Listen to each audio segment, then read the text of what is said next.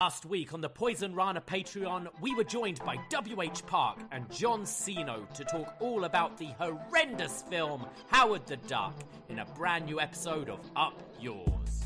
I was flabbergasted, to be quite honest, because I'm like, do ducks actually have nipples? Do real ducks have nipples? Because no, they do not. And I believe there's a shot where like the cops are like strip searching fucking Howard or something like that, and you see him shirtless. He doesn't have any nipples, so only the females of Duck World have nipples that look like human nipples, right? Can I ask a question though? Why do we as men have nipples?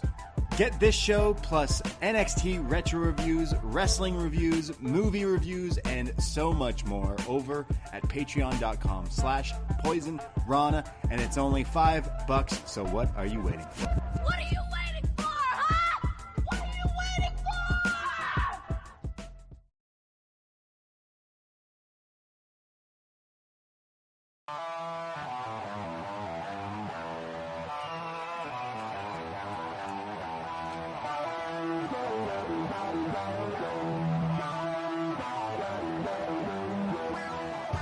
First time in a long time, but back like I never left.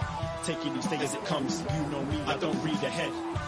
Watch me burn down everything, BDE on the TV set. When I'm in control on the road, you can never really know what's up next.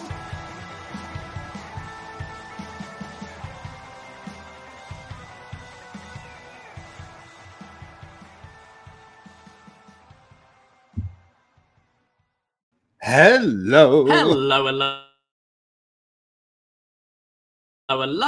Up next, you found us on postwrestling.com or whatever podcast app you are choosing to use right now, or maybe you're joining us Live on youtube.com/postwrestling. Hello, Postmarks. Hello, Postmarks. Hello, Poison Pals. Hello, NXT friends.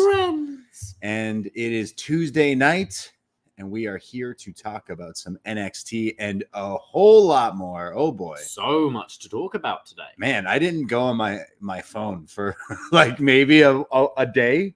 Like yesterday, I was busy. I was hanging out with people, got home late, went to bed, woke up around like 11, made a coffee, made some like lunch, and then looked at my phone and went, oh, the world is It all changed. happened so early today as well. Oh like, my God. I was up at like 8:30 for wow. work, and like I think I read it on my way to work. So like, yeah, super early breaking news today. Very crazy, and kind of felt like I was like, how long was I out for? Because I'm like, wait, The Rock's back. Mm-hmm. The Rock's part of WWE. The Rock's got the name The Rock. Wait, sorry, what are you talking about? Wait, what are you talking about? I was talking about Kevin Patrick being pulled from SmackDown. Oh shit, sorry. Yeah, no, I was talking about WWE and Netflix. Right. And chill. Yeah. Oh my God, there's so much going on. It's absolutely crazy. It felt like I had missed like a few days. I'm like, what is going on? The Rock down in Wall Street? Yep. Hanging out, Ringing the bell, saying that he's the true head of the table. Mm-hmm. So I mean, you can take that for what it's worth. I imagine some of the reports out there. I mean, yeah, there was an interview with him as well where he's like, it sounded like he was confirming it was happening. Watch Saturday. Yeah. Watch number 30. I don't know if that's how they'll do it though. Right. I feel it'll be another route to Right. get there. It felt very like the interview I caught with The Rock saying like, when they were like, oh, so you're saying there's a chance? And he's like laughing like, yeah, there's a chance. Remember when they built the Goldberg return match against Brock Lesnar when he was just being interviewed? And he was like, I mean, if I were to wrestle, it would be against Brock. And then it was like confirmed the next week. Right. Okay. It kind of felt like that. But yeah, so he's on the board of directors. He owns The Rock. He gets again the now. name The Rock. Yeah. Yes, after all these years. And but yeah, I think I'm pretty sure that Cody's story is just going to be a bit longer. Yeah, there's a lot to take in and unpack from the things that have transpired in the world of wrestling news, WWE news, world news, really. These stories made news everywhere on every platform today, kind of all over the world, because it involves something that people access all over the world, and that's Netflix. Yes, which is absolutely crazy that WWE is announcing this huge deal. From time now, we knew that USA was getting SmackDown.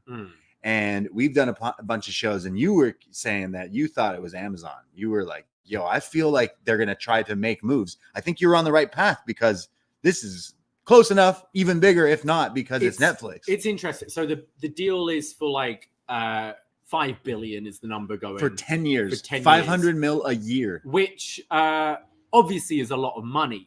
But when I'm thinking about it, it doesn't sound as good a deal when you think that this includes like Canada, like Sportsnet no more, like Rogers Network, I assume no more. It's the whole of Canada gets all of WWE. Same with the UK. I think a lot of other markets outside the US are getting like all of WWE's property on Netflix. Yeah. So when you think that $5 billion for all of that, and it's not just domestic rights, but international rights. And wasn't that the Fox deal was like $1 billion over 5 years, right? Wasn't it? So I don't know. Obviously, it's ridiculous money. It's more money than I'm ever going to see in my life. But it's from the things coming out. It seems like Netflix, it actually being Netflix, is bigger than the money.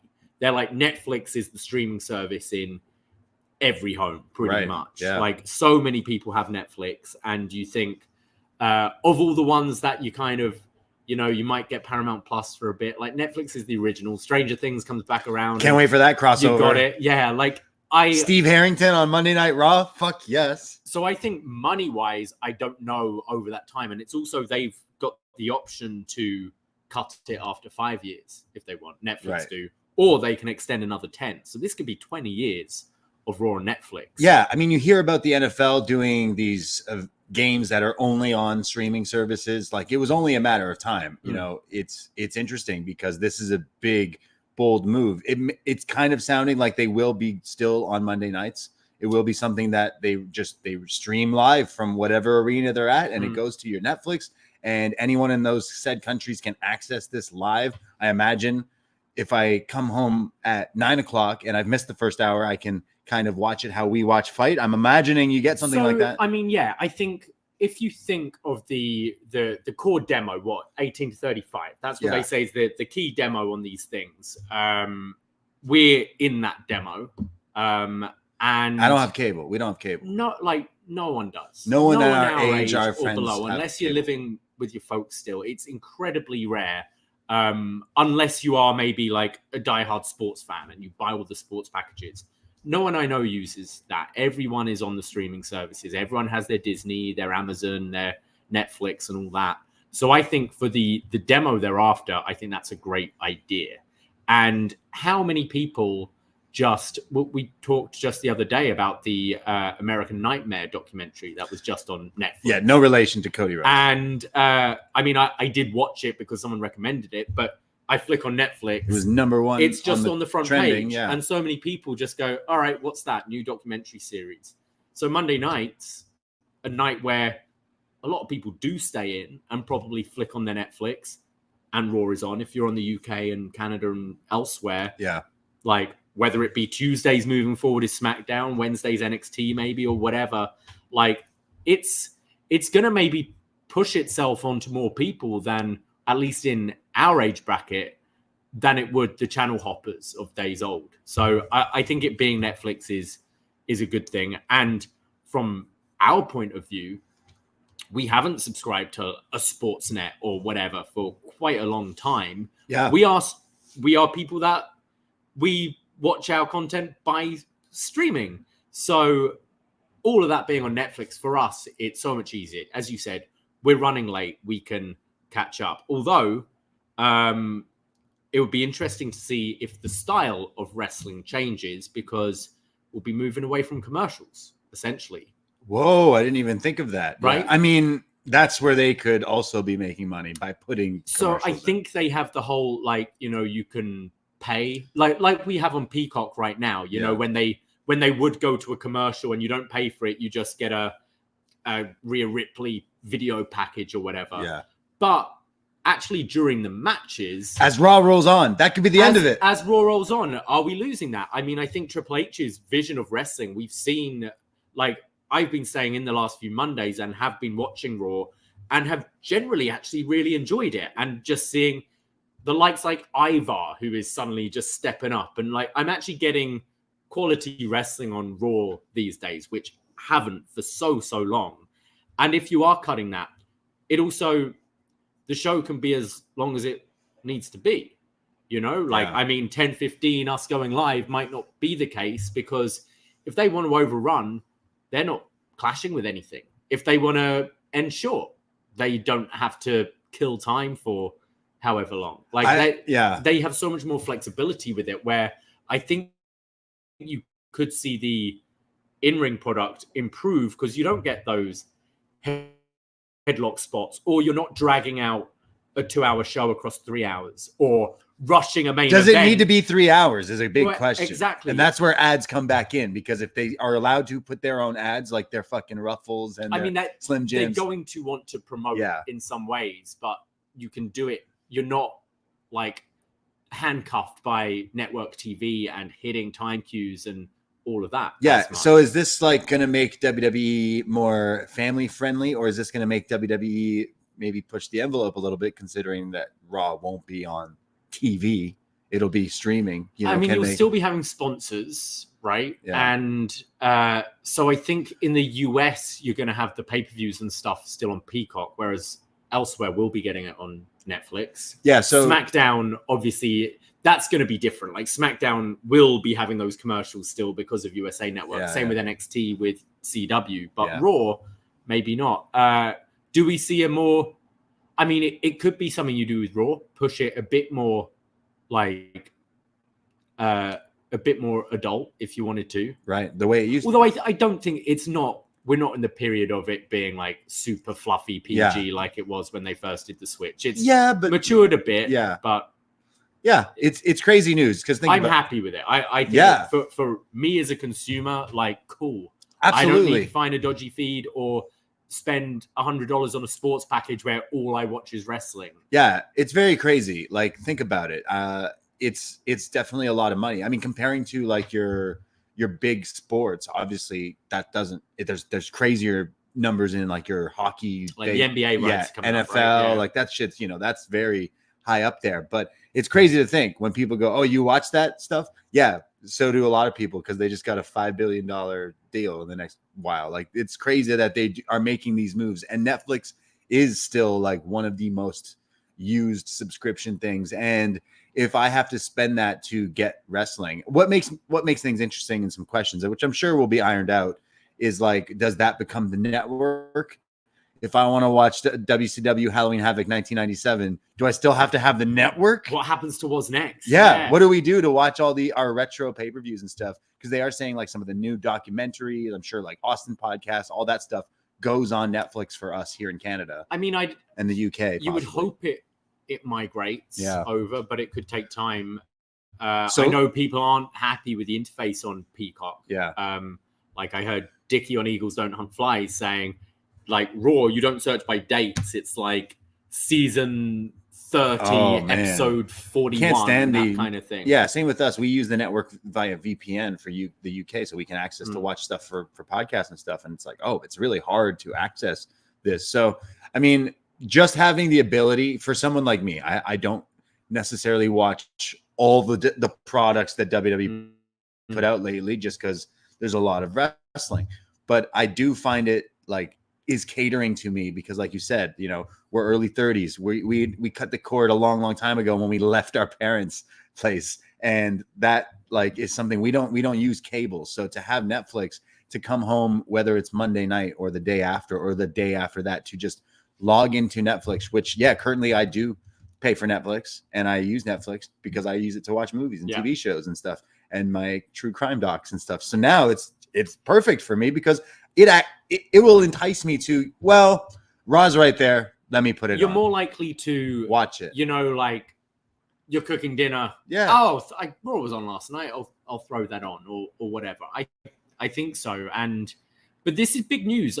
The test is always who brings it up to you. Who do you know that knows wrestling, who don't follow wrestling? Yeah. And I had multiple people at work today being like, wow, big deal. Like WWE to Netflix. Every news outlet today was covering this thing. So very crazy. And just like, yeah, it's Netflix. It is worldwide and a lot of people use it. So we will lose the Monday night / Tuesday morning. Oh, let's look at the ratings. What did Raw do? Because how are we supposed to look at Netflix live ratings unless that's something they truly give out?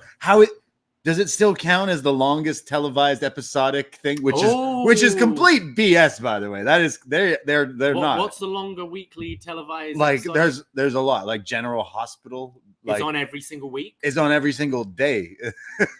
So like, there's a lot of shows that actually take that is a fib that is a WWE thing, like, right? But that they've been on TV for a long time every week. So like it's crazy that this is moving, but it does make me. I think they're ahead of the curve on this because you're going to see a lot more live. I work in TV, right? And working in TV, we're moving to the future of which is a lot more streaming. TV will truly like never die because in a way live needs TV and TV vice versa. But with big power moves like this, it does make me question. I think it's a great move from Netflix as well because like apparently none of these streaming services are profitable yet, right? They all are losing a lot of money doing these things. And take Netflix and Stranger Things. I'm sure you see new series of Stranger Things comes out, their numbers rocket up, right? Yeah. And then people and now they've decided to do the thing where you split it in parts to kind of hopefully keep people for 2 months or whatever. Right. But then once they've watched it, they drop off. They might tune it, sign up for a month, watch everything they need to watch. This is a show, unlike any other sport, that is on every single week.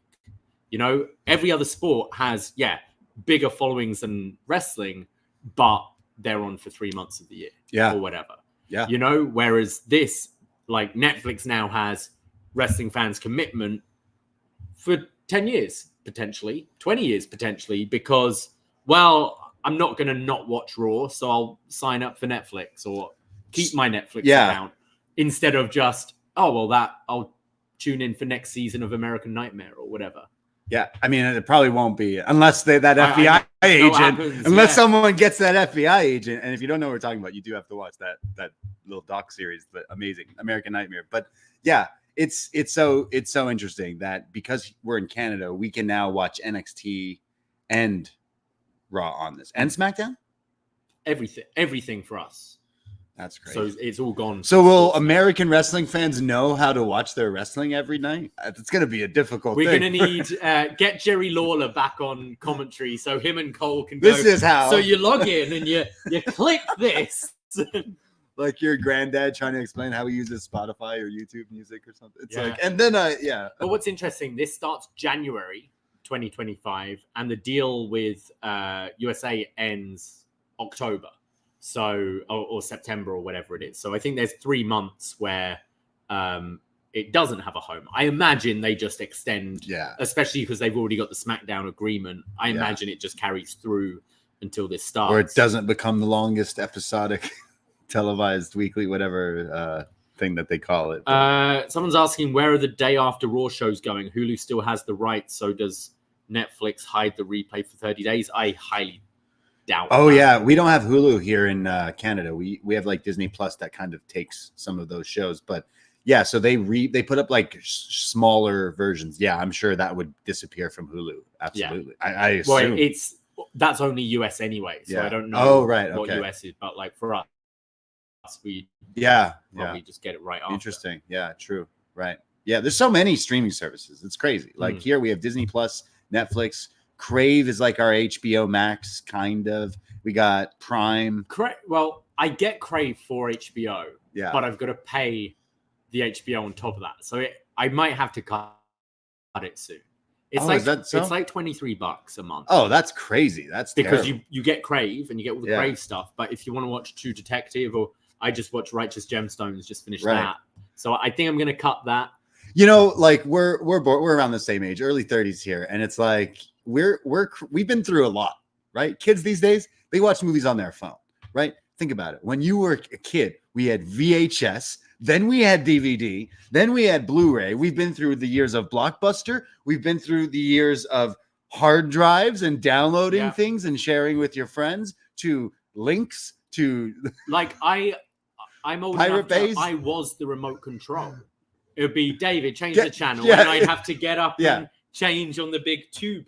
And now here I am, like, I don't pay for cable. I haven't since like ever in like 10 years personally. And yeah, we have streaming services and devices, and we're roommates, so we tend to like share. I pay for a few things. You have some. I'm like, oh, can I use your Apple or whatever? Like, friends do that. I know they need to crack down on that in order to make money. But like, yeah, like this is how people watch things these days. So it's crazy. WWE has cut physical media before this deal came out. You knew that was a big thing. Like, we don't need to sell DVDs. So do we need to find a way of getting all these old NXTs onto a hard drive? Is that what we're going to have to do? If someone, we've got a year to plan this. Okay, well, here's the call. So we do a show called Was Next for you real NXT hardcores out there. Deep on our Patreon, about once a month or twice a month, we do a show called Was Next, where we go through NXT from the beginning. We started in the Full Sail era with before the title. We've watched Jinder and Seth before.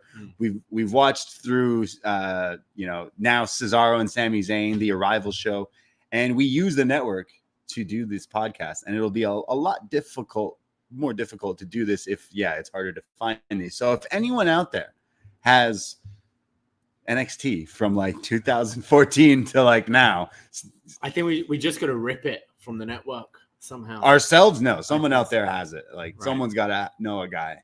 So there you go, out there. But pretty big news for WWE and NXT, and for just WWE and Netflix, and it's going to be big things.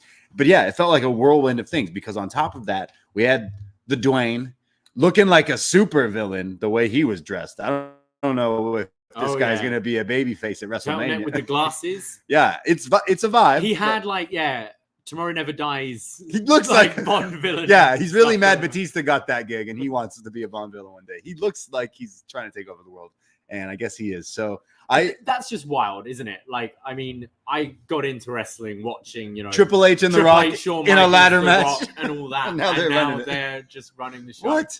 And Brett has a bar. Yeah. Bizarre. So The Rock, I think, is wrestling Roman Reigns at WrestleMania. I assume so.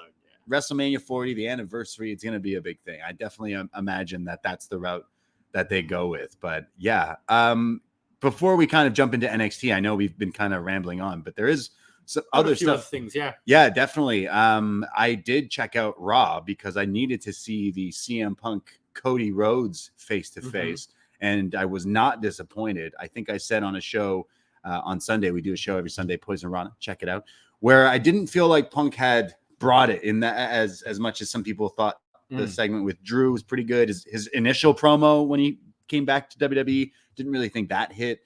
I thought this one hit really, really good, especially with him and Cody, the chemistry, the story of FCW, basically what becomes NXT. OVW, sorry. He does go to Dusty telling him to keep an eye out. Yeah. It's just like, man, it was so good. But Cody coming back with like some of the zingers and vice versa with Punk. I just thought it was one of the best promo offs. I think this is the best built Rumble for a long time. Even if people are going, Punk's winning it, whatever. Yeah. Just the actual thought into the story. Like, it feels like a match. You're hyping up all these mini matches in this Rumble. You're hyping up Drew versus Punk. You're hyping up Gunther versus the World in this. With him saying, Seth, I'm going for you.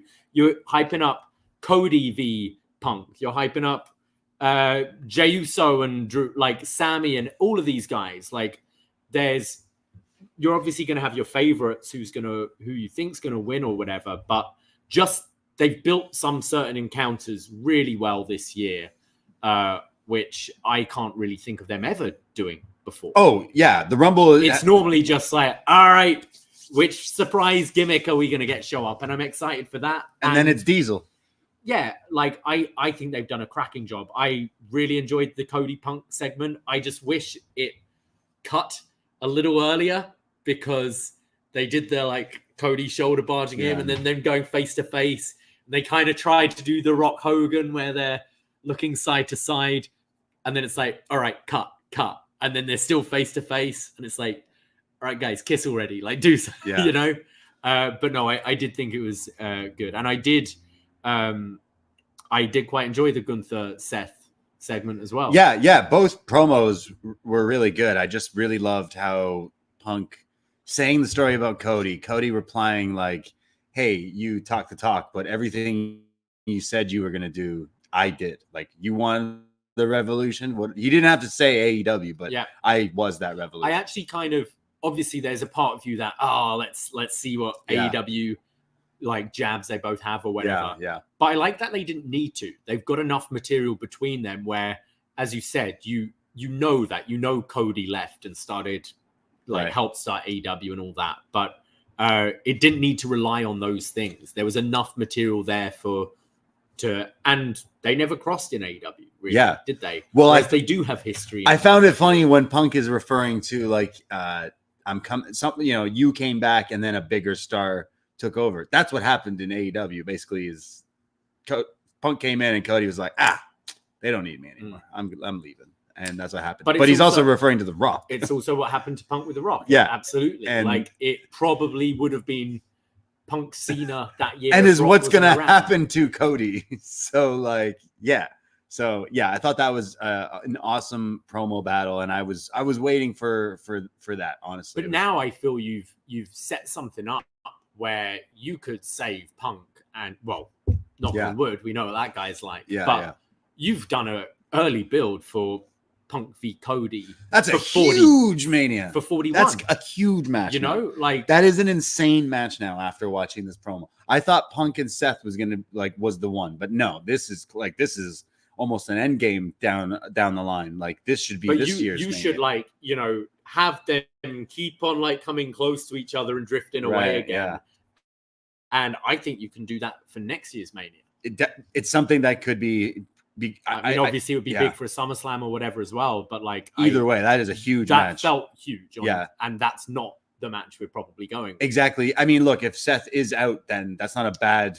I mean, that's what else is great, right? They're dangling all these backup plans potentially for you if Seth won't make it in time.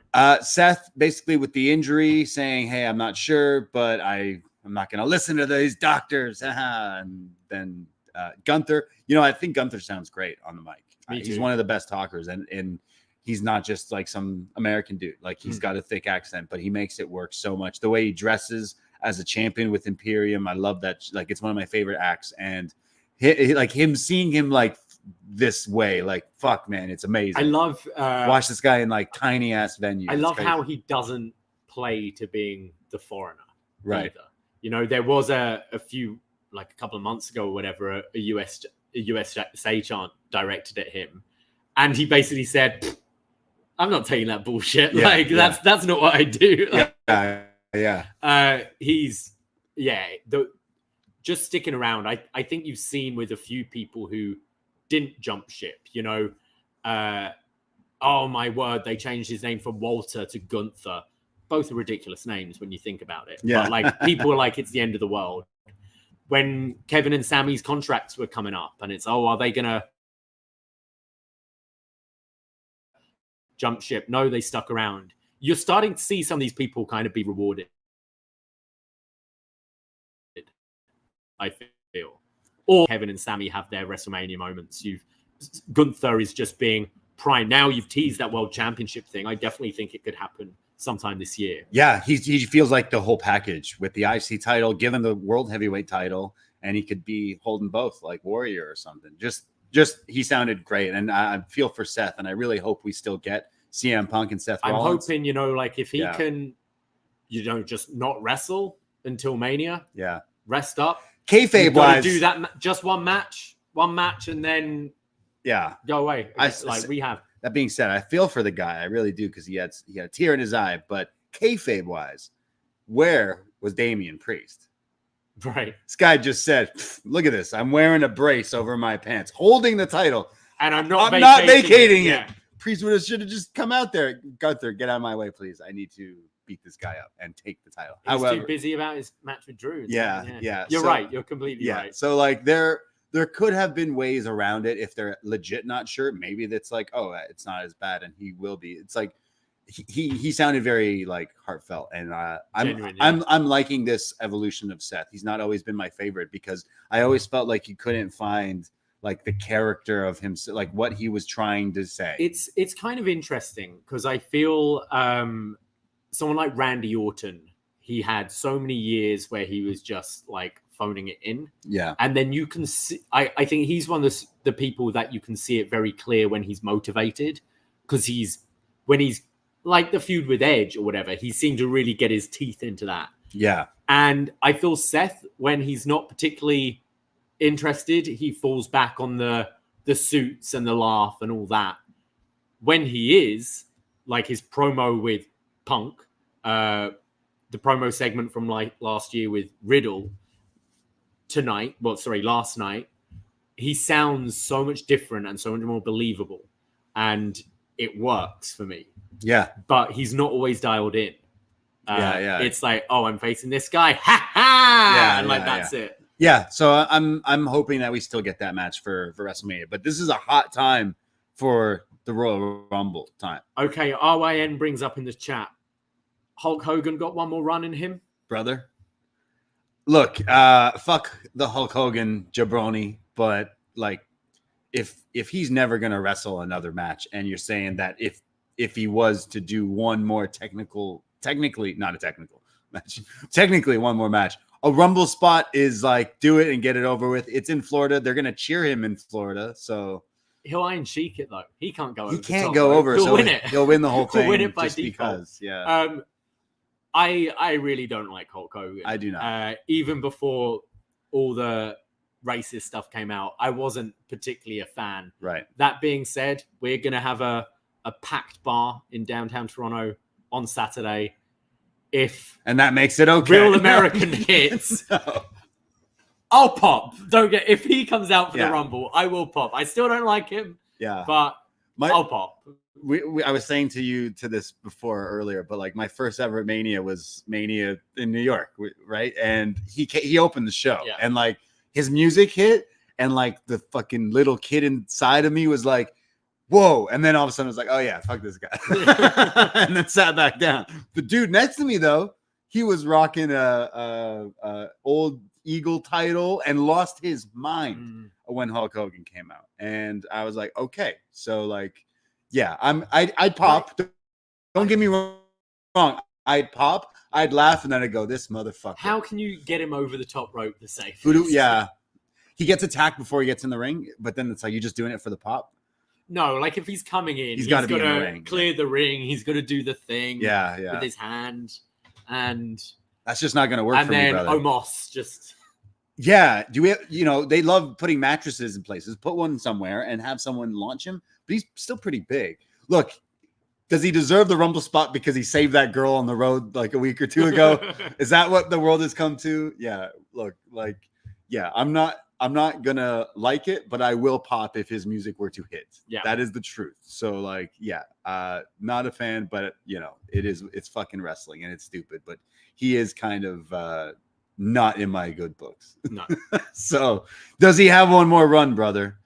Do you think we ever get like what was his last match? Like in WWE, it's got to be like it was a TNA would have been his last match. I guess, yeah, true, and that's just sad. So yeah, I think a Rumble spot in his like hometown would be the way to do it. It is close to it's Tampa. It's close Tampa. To Clearwater, right? Clearwater is like right there. His beach bar. Isn't that it? I think it's happening, man. His last match was teaming with James Storm and Sting, taking on Bobby Roode, Bully Ray, and Kurt Angle. I mean, that's pretty 2012. It's pretty lit. Almost 12 years ago.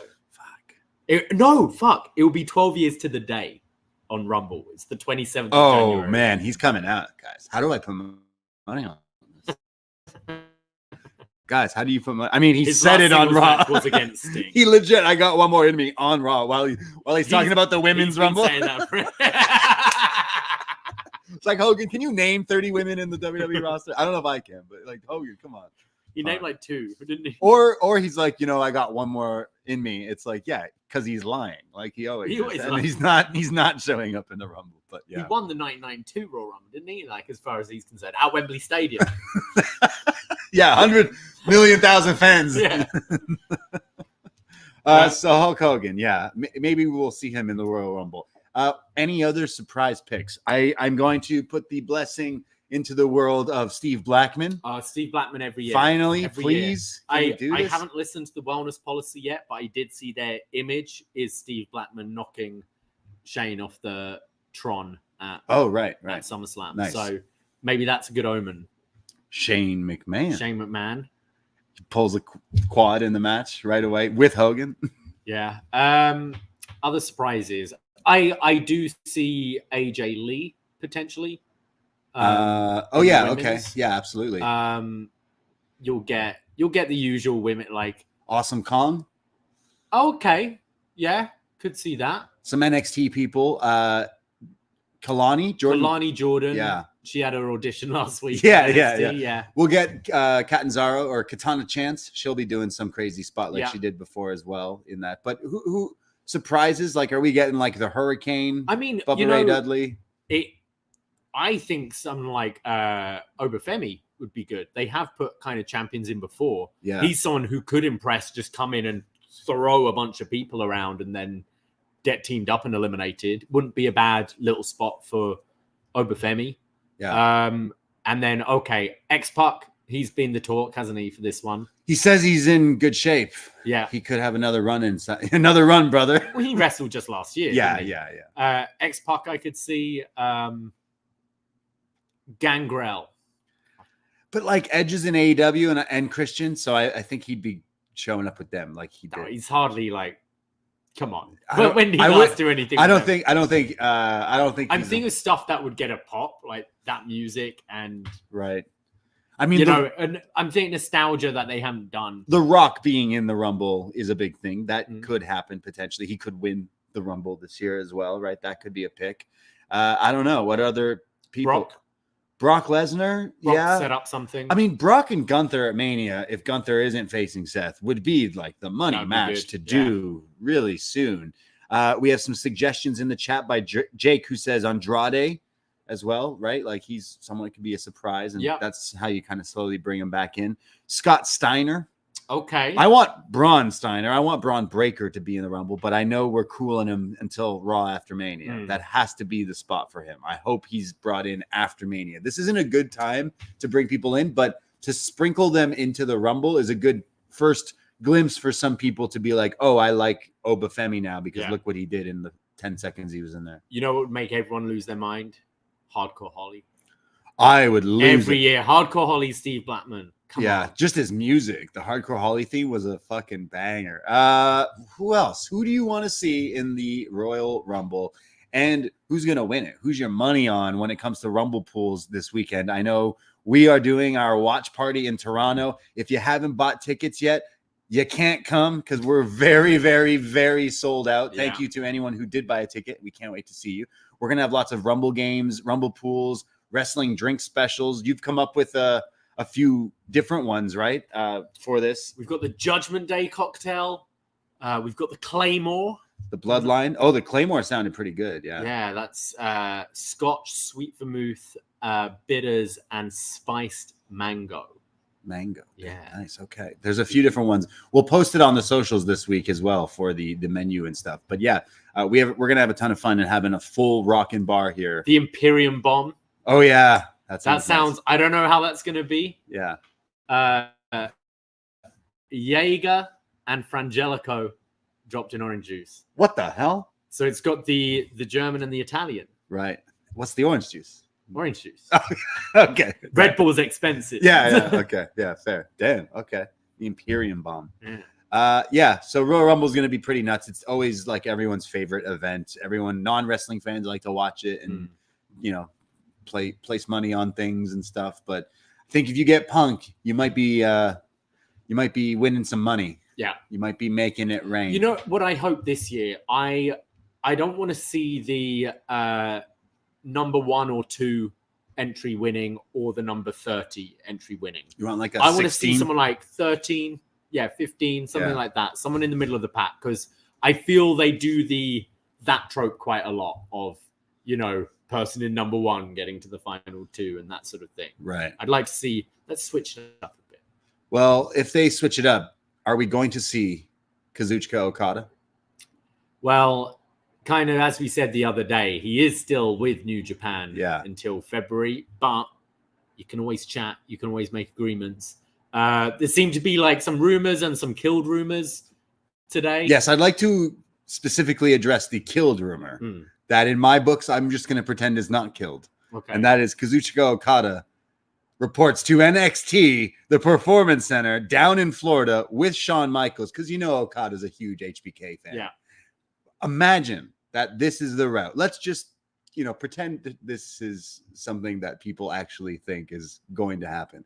Okada comes down to Florida. He moves to Florida, and he got to learn how to set up the ring again years later. Former like multi-time headliner champion. Now he's learned how to set up the ring. He's got to put his trust into all these NIL ex-linebackers, you name it. He's got to then teach these guys how to wrestle, but then has to show up and headline like NXT. Like, this just doesn't make any sense. It's not going to happen. No. I don't see that at all. I think people do go back. Well, they did it with Nakamura. That was a different thing then, because they were just like NXT became its own thing. Like NXT was almost what AEW is now. You know, they were they hadn't done many takeovers by that point. They started doing these arena takeovers where they wanted these stars, but it was these big indie wrestlers that nowadays they just go to AEW. Right. So I think it was a different landscape then, bringing Nakamura in. Okada, I think if they bag him, Triple H is going to treat him like an absolute star and present him that way. He's going to get main roster at the top of the card against your serious contenders. He should be treated like the Brock Lesnar special is. They will after watching like some of his matches. If he's treated like the superstar he is, but humor me for a sec that imagine he does show up in NXT. We'll get the dream match of Okada v Lexis King, Okada v Joe Gacy. Yeah. Okada v Quincy Elliott's gone, right? Yeah, that would have been good.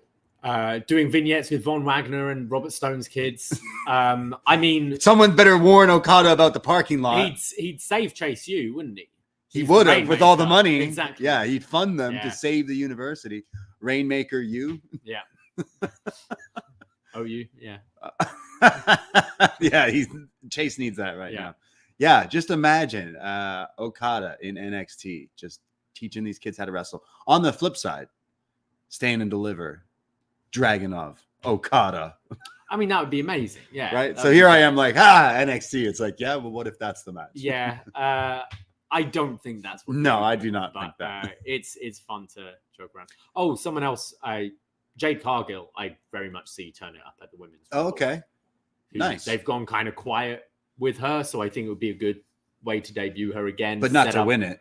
Not to win, but you can set up being like a bigger person, like being like tall and muscly and stuff. You can always do the gang up to eliminate and not she doesn't lose anything from that. But you can totally set up a Mania match for her, I think. Yeah, maybe. But like having Okada, I don't know if you necessarily get him in the Rumble, but I do hope it is WWE. I know it sounds kind of crazy that you think you'd want to be all elite with his friends, but I think there's more interesting things there. I agree. You'd go to AEW and you'd fill in with all the people that you've all done stuff together already. Like, to break out, you definitely would make that jump, but who knows at this time. But it sounds crazy. I think I'd rather you go there because there's some big matches and things that you could do there and help WWE get a huge, big Japanese star. Like Nakamura, as much as they've tried to rehab him now, like it's too late. Like he's still just the surfer to me now. He doesn't seem like he cares,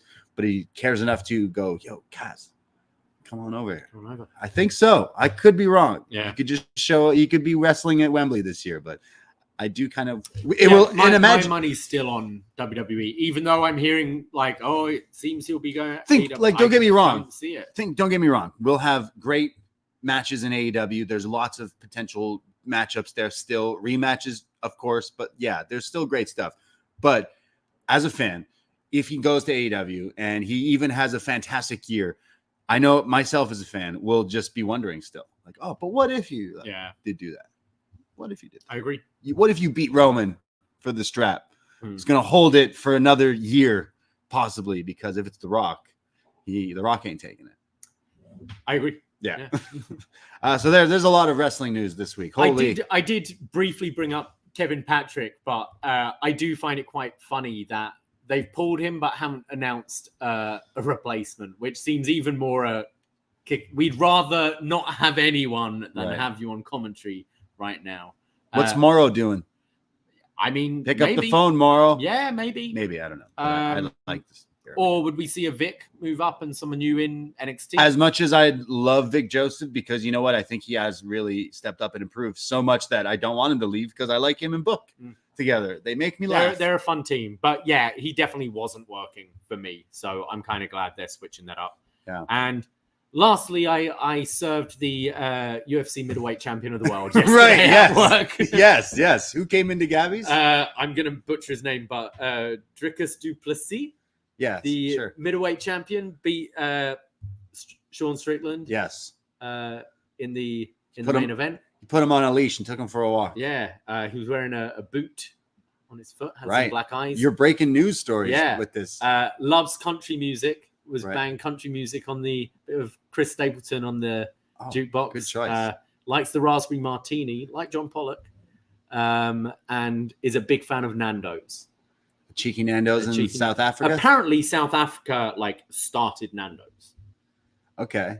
And he's like, I know it's big where you're from, but we started that. I was like, don't you forget. Don't you forget. I was like, okay. Don't worry. Yeah, you shouldn't have given a few more of those martinis. You would have kept cutting promos on you, I'm sure. Those UFC fighters. Yeah. Damn. That's crazy. I'm in the weight class above him. Yeah, he had an injured foot, though. He did, yeah. So you could have taken him. I didn't think I was like Damian Priest. I just didn't think. He could have jumped in on him. But no, that's pretty fun. Check out my Instagram. Pictures on there. Hilarious. Yeah. So, Gab, did you invite him to our Rumble party? We're full. There's no room. Sorry, we're no champions. He needs a seat. He's got a fucking thing on his foot. There's no seats. No standing room only for this. No, he'll be back on his way. He'll be on a plane now. Yeah. Nice. Shall we save the plugs to maybe the end because we've gone quite long? Let's maybe. Yeah, what do you think? Well, just check out our shows. Obviously, we have Poison Rana, and if you haven't checked out our Sunday show, search Poison Rana in your podcast app. Give us a little subscribe there. Same with the YouTube as well. We'll be going live this Sunday for Royal Rumble at 2 p.m. So a little plug there too. Check out all the stuff that we do, and poisonrana.ca for links for everything. But yeah, we'll let you know what we got going on because we are reviewing a Rumble 01. Royal Rumble 2001. And it won unanimously. And any patrons out there, get your feedback in because we're recording this tomorrow. Yes. So this is your first warning there, final warning. And I believe brand new What Up Doe dropping tomorrow on the free Poison Rana feed with B Detroit and John Cena talking about hip hop, pop culture, but most of all, I think they're previewing the Rumble this week. Excellent. And Cena will be going to the Rumble. But let's get into NXT, shall we? Yes, NXT from Tuesday, January 23rd, 2024. We open with the Dusty Cup Tag Team Championship tournament thing. The classic, that's the thing. It's the semi-final. We've got the Wolf Dogs. The War Dogs. That's a different. Different team. That's New Japan. In New Japan. The War Dogs are like Gabe, little, what's his name? Yeah. But this is the Wolf Dogs. Wolf Dogs. If Moxley were to say this to be the wolf, remember he can't pronounce them all wolf. Zeno says woof as well. Yeah. Some people can't say wolf, or they choose to not say wolf.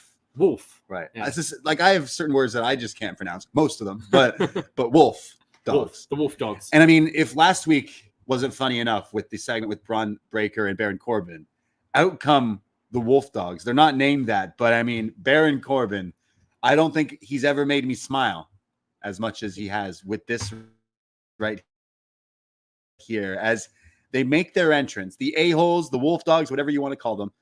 Baron Corbin's wearing Bron Breakker's wolf hat helmet. It's thing. like the oh my god! It's like the the skinned and just like over the head, like Midsummer. Yeah, where the wild things are. I don't know He's what this finally is. found a look that works. The wolf on his head. The wolf on his head, but like the gear, like he's finally looking all right. I think. So we get our crossover music. They remix. do the classic Bron coming out first, and Corbin's music interrupts him, and he's like, "Oh, fuck's sake." I guess Wolf Dogs is better than Burn the Dogs. Burn the that dogs. Wouldn't be a great tag team Burn name. the Doesn't really roll. I don't really want to really. support them. They're taking on Axiom and Nathan Frazer. They have their own dual entrance thing when they both do the running thing. Power Rangers. They're like the speed lines. Like when yeah, they yeah. move. Like the Running Man What or do you call something. it? Yeah. Yeah. The Flash. So Axiom and Frazer like jump Corbin and Bron before the bell rings and just are attacking them at ringside. They're using their speed to chop down Corbin. Axiom does this cool head scissors arm drag combo, taking down both Corbin and Breakker at the same time. And then they hit tandem tope suicidas to the outside and are continuing to attack on the outside. Finally, Corbin powerbombs Axiom onto the announce table, and Frazer leaps off the top rope but gets caught with a power slam from Bron. The bell now rings, the match is starting, and Corbin and Bron are just beating the shit out of them. Frazer starts flipping around to evade both of them, and then both Frazer and Axiom hit frog splashes to both Bron and Corbin, but both kick out. There's then a cross arm break from Axiom, which Bron powers out of, lifts him up into a power bomb on top of Frazer. Crazy. Corbin hits a nice-looking brainbuster, which he hits pretty good. Look, you know what? He's not my favorite, but he impressed tonight. Yeah, brainbuster. Big kick out from Axiom. There's then a top rope Spanish fly from Frazer to Bron, followed up by the Phoenix Splash, which looked really nice. But Corbin breaks up the pin. Axiom goes for his satellite DDT, but it gets countered into the end of days. This was a spot. Yeah. I mean, back in the day when Baron Corbin was on NXT years ago, that was a reoccurring thing in his matches, especially his takeover ones, of how to counter someone's move into it. So yeah, I thought I'm sure he's done something similar like this before, but it was pretty clean. Nice. Yeah. And then a massive spear from Bron. Oh yeah. If the gimmick is they're a-holes and they're trying to one-up each other, Bron just coming in with that spear, like a damn football tackle. It's the best one. It is. Yeah, I've officially agreed that it is Goldberg tier of spears. It's excellent. Yeah, it's so good. He crushes these dudes. I'm absolutely on Team Bron. I know the first impression in 2.0 was oh, Rick Steiner's kid, a Steiner here in WWE, should be a star. But let's see if he has it. He's got everything for me now. He's got the humor. Yeah. He's got the serious. He's got the dog in him. He's got the best spear.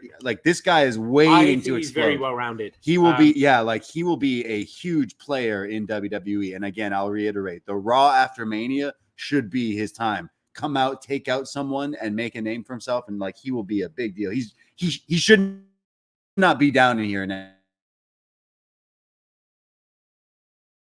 NXT anymore. Everything. But I will also say Baron and him work together well. This is probably the best thing they've had for Corbin since his original NXT days. I think this is finally clicking, and I think people like this team as well. I think they're pretty fun to watch up against exactly the right opponents, people that can fly around them and then just get crushed. I thought this was really fun, and I kind of see Bron and Corbin being the babyface team at Vengeance Day. I know they're likely up against Trick and Melo. Yeah. But I think with the dynamic, I think you're going to get boos for Melo and want to see these guys. Obviously, Trick is whenever Trick's in the ring, he's going to be the baby face. But I think a lot of it's going to be everyone enjoying watching these two beat up Melo as well. So makes for a fun dynamic. But yeah, these two are working for me. Yeah, absolutely. Love the A-holes. A-holes live forever. Yeah. And the Wolf Dogs. The Wolf Dogs. That's it. Yeah. I need the announcer to say it. Just they did kind of say it at the beginning, and Vic was like, "You don't like that book?" And he's like, ugh. Yeah.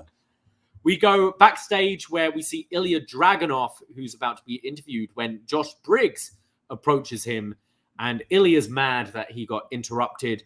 But Briggs says, "Look, I need to know where I measure up. I'm doing my singles thing now. You're the champ.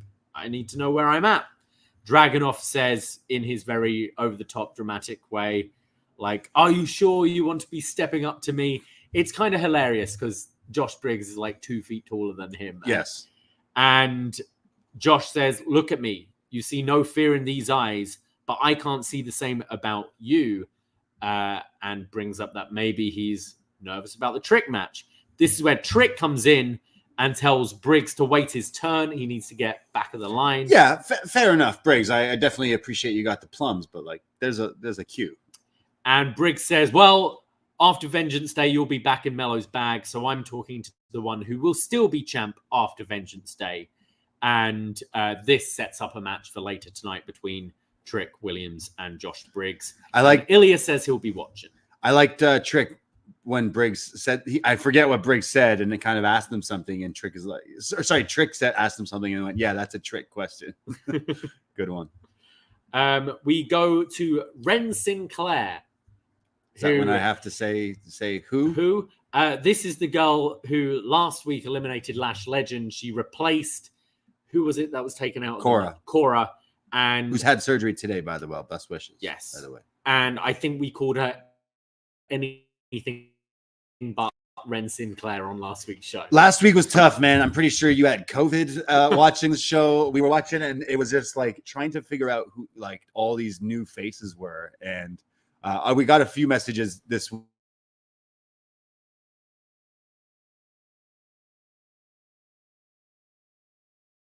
week. So like, look, I watch the show every week, but when you throw like 20 new people at me, it's kind of hard. I'm the same way it is a bit my of a shows. New class. Yeah. We had when 2.0 first started, the whole cast was different, and now we've got these breakout tournament, all these breakout tournament next in line people coming in. Yeah. It's a lot, and I think they could do a better job of reminding us who certain people are.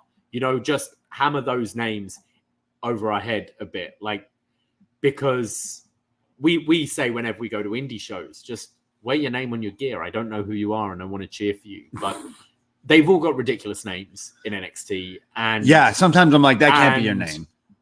Like, if we don't, and we watch this and like talk about it every week, if we're going, who's that again? Maybe we're just graphic across the bottom of something. We're just getting old, dude. Maybe it is. But last week was a definite struggle where I'm like, look, I know I've seen some of these people in the last few weeks, but like to throw them all out there while they're flying everywhere, I was like, oh, I'm getting really confused. And then to have Cora not be in it, a few like of the names I do know weren't in it. And then, yeah, what is it? Ren Sinclair. And we've actually seen her like on like certain AEW like dark matches and stuff like that. So like she's been around, but yeah, I was so lost at so many new names being thrown at me last week. So she's psyching herself up for her first singles match in NXT, and she's saying, "You eliminated Lash. You have a huge opportunity. Oh, I might throw up." And she's getting all nervous when Fallon Henley walks in, and Ren tells her she's about to have her first match. And she's trying to make friends here, not enemies. And she's stressing out. And Fallon tells her it's never easy being the new girl. Just continue being your genuine self. There you go. Everyone could learn that lesson. Be yourself. We then have Ava Raine leave Shawn Michaels' office. Here we go. And she goes, "Oh, what a meeting." When a returning William Regal What? leaves the office A true villain, a true gentleman. and does the classic, like, off stage, like, thanks, Sean, I'll see you later. Great meeting.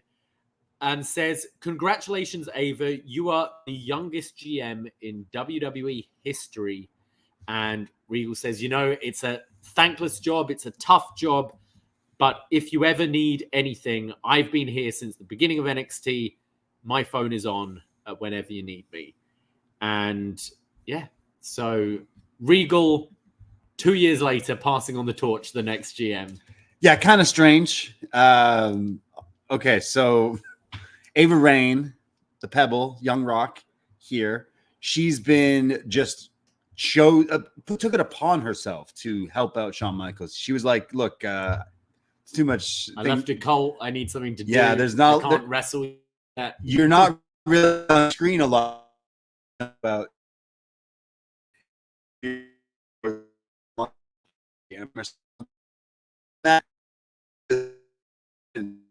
Okay, cool.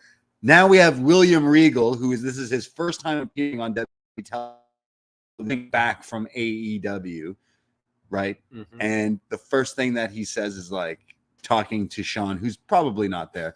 I don't know what his deal is. He teaches these kids. Is he ever here on Tuesdays? I know he's busy, but like, just, he could have shown up in the thing. But I imagine he's in Gorilla. Yeah, probably. yeah. Like, so then just all of a sudden goes, oh, it's a thankless job, but like, you got this, and gives it off to the Rock's daughter. What a day for the Johnsons, I have to say, is this not a coincidence, or so the day the Rock gets on the board, his daughter becomes GM? True. Nepo babies. I think it's just adding clarity to. They obviously want to use Ava as the device of making matches and stuff, and Sean, for whatever reason, doesn't want to be on the screen. Yeah. I've been saying for a couple of weeks now, I think Regal is joining Pete Dunne and Tyler Bate in a sort of manager role. And I felt this was a kind of way, because he never got his goodbye from NXT. It's like 2 years too late, but I felt this was his goodbye to NXT. Right. And I do still think he's going to do that. The way he's like talking to the next GM, and I'm on the phone if you need me. It was a pretty nothing thing for him to do, but the fact that they did it, I'm like, I think he's going to. I imagine he's on main roster. Yes, he's a way more interesting to do. Do you know what his last appearance on NXT was? No, I mean, he was let go, right? He was released by WWE, right? What was it? It was the Index wedding. Wow. Yeah. Wow. Just think of all the great William Regal memories. War Games. Yeah. That was NXT, Think about it. He was then he went off to AEW, created one of the with Excalibur. Yeah, a little cheeky with X on I was going to visit my kid. Oh, my kid's in a cult. They're all in cults, no matter what kind of cults they're in. But yeah, Rain, the Rock's daughter, now going to be our GM. Like, at least they've just flat out went, no, why don't you just be the GM instead of this assistant associate or whatever? But yeah, still not a big fan of her acting, dude. Like, I can't stand it. Like, your dad's the Rock. Yeah. Like, call up his acting agent. Yeah. I like anything. I just don't understand. Obviously this is better than watching her wrestle, but like, come on. I really want her to succeed, but like, I cannot stand her when she's on screen. So like, she needs to figure this out. And hopefully this position or whatever she's going to be on screen every week. Yeah. She was in the main event. Like, I imagine they're just doing this so hopefully she gets more comfortable. Let me ask you something. The Rock's got other kids, right? He's got younger kids. It'll be a while, I think. But he's got kids. He's got 2 more girls. Yeah. He's a girl dad. Yeah. Okay. So, there's still hope for the Johnsons. I never get this name right. Job Nobly, is that right? Oh, in the chat. Says Wrestling Observer did a 15-minute rant about NXT telling us who's who. And having different segments where there were no names shown. Okay, so we're not crazy. Okay, good. Wow, thank you. I definitely was like, wow. like again, no one criticized us last week. No one went like, you two knobheads, you didn't know anything. But I felt like, man, am I losing it? Like, how did I not know these people's names? Because they don't tell me people's names. But then, you watch Raw and they're like, the Pit Bull. And you're like, okay, I get it. You really wanted to call her the Pit Bull. There's a happy medium, isn't there? Yeah, this is somewhere in the middle, please. We go to our next match, Lash Legend taking on Ren Sinclair. It's a lot of Lash just throwing around Ren, beating her head to the mat. There's a torture rack from Legend. Ren keeps on trying for a sunset flip, but Lash just muscles out of it. Then Ren comes back when Lash runs shoulder first into the ring post, ducks a big boot, and hits a enziguri to Legend. Ren then goes for another sunset flip, but this is where Jakara Jackson's on the apron, holding Lash Legend's arm, and then the ref kind of breaks him up. Ren then pushes Lash into Jackson and goes for another roll-up, and then Lash kicks out and hits what I think they're now calling the slam dunk. Yes. Which is her choke slam up into a bomb, which looks pretty good. Yeah, looked for the win. Looked pretty impressive. You know what? Ren Sinclair, she's definitely got something, but here was to kind of feed her to Lash Legend, and was impressed by like that big, what is the lowdown? No, not the lowdown, the hoedown. Other people used to do this move all the time, but she made it look more impressive. Oh, the slam dunk. Yeah. But she starts with like a choke slam. Slam so it is like a slam dunk. Yeah. Pretty nice. I didn't really like this. I didn't like the match. I didn't think either showed anything. Lash Legend she's not naturally good in ring. Like, she's been in development for a while now, 2 years now, something like that. Really?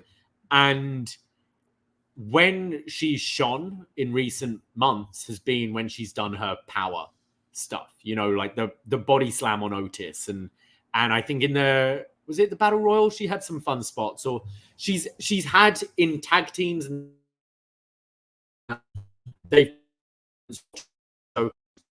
she's incredibly exposed, and especially when she is technically in this, I saw nothing from Ren Sinclair. She was just being beaten up and would go for the odd roll up. So I don't know what she's like, but she didn't look good here. And Lash Legend, unfortunately, she'd be better off being in the ring against a Nia Jax or a Piper Niven or something, where at least it's, wow, she body slammed them and it's impressive, Yeah. I didn't get anything from this, like, from either of them. Like, again, it was just feeding her to Lash and her getting the big win. So it doesn't do too much for Ren. But, like, I can see that she's got a look. She knows how to somewhat wrestle. But Lash, yeah, like, definitely we've seen flashes of her where, like, oh, shit, that's impressive. The spot on Otis has actually, like, went viral on different social media. I've seen random accounts that don't cover wrestling post, like, watch this, like, women's slam in the wrestling match or whatever. I'm like, oh, that's crazy. Like, that this clip is kind of, circulated like that. But yeah, the finish looked good, so we'll go forward with that. Like, I like that. I think she's funny. Yeah. I like the act of metaphor. I think they all work well together. And she's had moments where it's been, oh, that was good. Her finish is good, but it's like when you think she started the same time as your Tiffany Strattons and people like that, and how much further they've come. It's like she should be on Level Up every single week. Maybe she is, and we just don't watch. Yeah, maybe. Asino. Yeah, she's a Level Up regular, like, for a while. She needs to be. She, like, obviously, you need to get more reps, but it's like on NXT. I don't know. So not a slam dunk. No, from Lash Legend. Metaphor looks like they're then going to beat up Sinclair when Fallon Henley runs out for the save. Nice. We then see OTM are in Tony D'Angelo's Italian restaurant. Oh, so they're out the mud and in the restaurant. And they're like roughing up the waiters and stuff. And they're saying, where's Tony and Stacks? They're not here. What would you do if you were at your bar and these guys came in and roughed you up? Where is he? I don't know. I never have security there, so probably get punched in the balls again or something. You ever get roughed up at work like this? Yeah. So they're at Tony's restaurant. I mean, that's a no-no in The Sopranos. No spoilers, but like you don't mess with the other guys' like places, familiarity. Like You wouldn't go. I mean, we've seen it in NXT when someone's trying to get in Melo's head. They went to the barbershop. Like you go there to basically, you go to someone's baby's crib, right? In wrestling. Yeah. So here they trashed the place. Like it didn't look like they trashed it that bad, to be honest. No, it was more just like intimidating them and getting in their face and stuff. We then see Elektra Lopez, who's storming around backstage. She asks some poor technician working backstage, "Where's Lola Vice?" And then she just smashes all the equipment off his desk. He's like, "Fuck's sake, I'm just trying to do my job." Yeah. Everyone in NXT is just insane. Yeah. It's an insane asylum here in NXT. We go to our next match. It is Dijak taking on Joe Gacy. Remember, this came about last week when Joe Gacy was on commentary with Vic and Booker during Dijak's match and then attacked him. And they brawled for a long time. Yes. What are you watching there? No. I saw that when people thought for a minute that Okada was going to NXT in the last day or so, Dijak was one of the guys who posted on social media being like, "Hey, don't send me your dream matches of me versus Okada. The only person I want to face is the NXT champion." And people were like, "Yo, chill, man. Like, if someone wants to see Dijak versus Okada, that's kind of a good thing." Yeah. I'm imagining he's playing a heel now, as he always does on social media, but yeah. So Gacy jumps Dijak during his entrance and grabs a chair. He's smashing it over Dijak's back. Dijak moves and he even smashes the ring bell. Dijak comes back with a cyclone boot to Gacy that kicks him through the NXT sign. This is pretty nice. Yeah, it looked pretty good. Yeah, these two brawling. But Gacy just crawls back laughing. There's then a choke slam from Dijak through the announce table, and Gacy still gets back up laughing and chokes out Dijak when all the referees and security and jobber cops run and separate them. So the match doesn't happen, but these two are going to keep on going at it. So a last man standing match is where we're going to go. I guess so. With these guys, right? Yeah. You know what? Gacy, I know he's the crazy gimmick is essentially what he's got now. But probably the better version of him considering we've seen him. This is a bit more this works a bit better than the right? Like cult it's leader. Better than I'm looking at the glass half full here, right? Because it's like, well, he's been in a cult. He had druids. He kidnapped Rick Steiner. He's done some weird shit I've not really liked. He's been around a lot longer than I thought he was going to be. But part of me is like, hey, there still is that Joe Gacy from before NXT when he was a decent wrestler and kind of hardcore brawler and that kind of stuff. So maybe we'll go in the right direction. I feel like broken record for the last 2 years of like, I give him a chance. I still do. I've been more entertained by this gimmick, like him just randomly showing up in different places. Like the best thing he ever did was last week making me laugh, showing up on commentary. I was like, what the hell is this guy doing? So, and Book and Vic were a big part of it too. But yeah, like he still makes me laugh. So we'll see, because this brawl was pretty cool. So maybe the match again. I imagine now we get it like a match with stipulation. Maybe it's added to Vengeance Day, and I think that's where he'll shine. He needs to show that he is like kind of a hardcore wrestler, and maybe that's where he'll. And Dijak's actually been good at those kind of matches. Yeah. So I'm like, oh, wait a second, let him cook, because both are kind of in that realm that like to hurt people. So we see Ariana Grace in the dressing room, and she's practicing a speech, and she's hyping herself up when Elektra Lopez comes in, and she's, "Where is Lola? Where's Lola?" Where is she? And she probably smashes up something else. Right. And Ariana says, some people have no social graces. Right. She doesn't. No.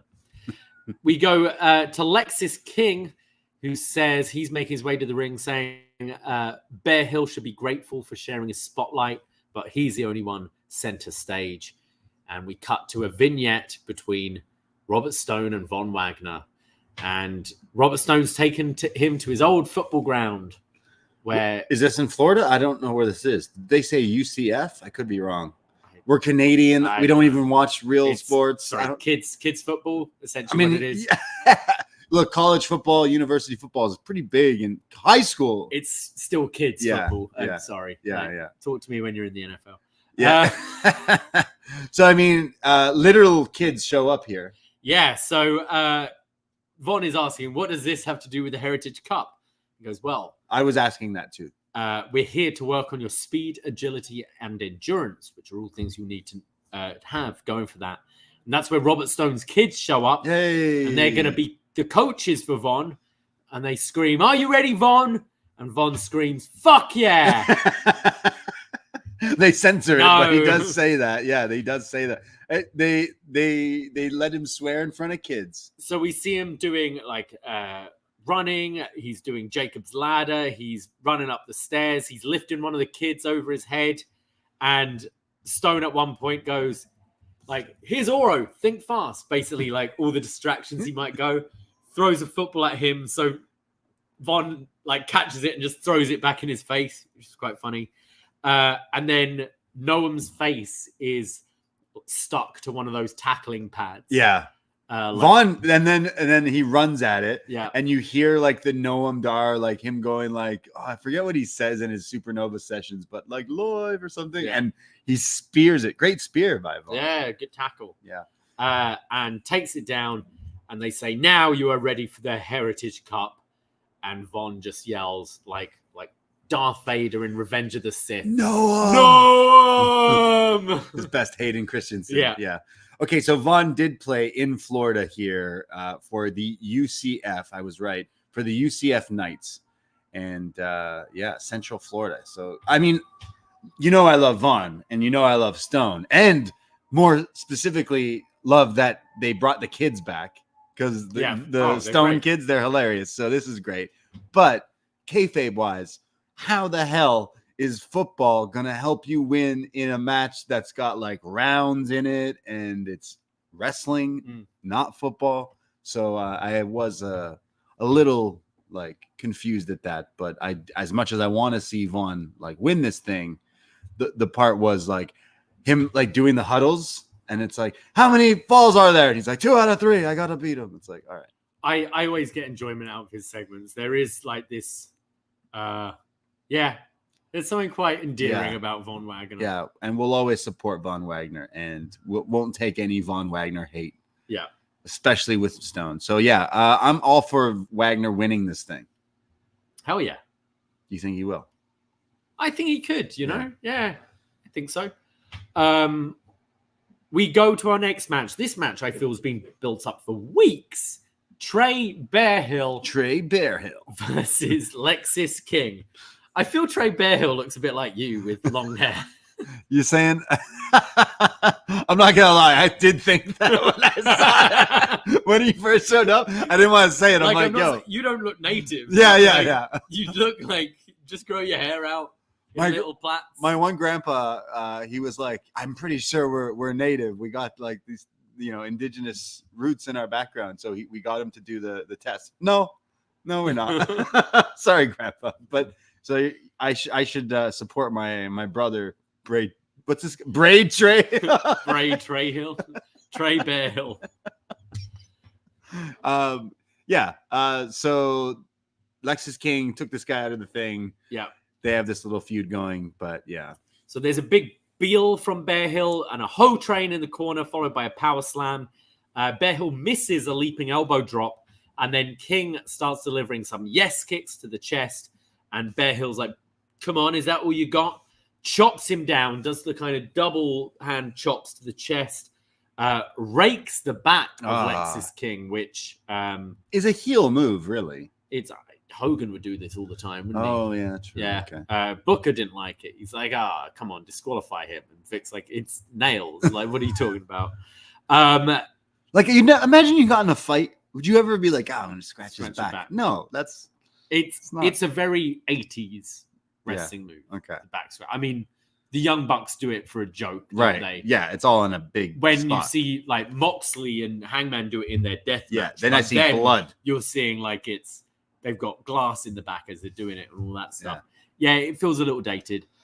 He's yelling at King to get up, and then King delivers a couple of kicks and that running forearm across the face, followed by the coronation for the win from Lexis. Yeah, nothing like too impressive. Kind of similar to the match earlier. It's like both these guys might not be the most experienced in ring. I think Lexis King might have a bit more experience over Bearhill here, but I felt like it was a lot of walking around. You said like nails being used, a lot of punches. Lexis King's like kicks don't look the most thing.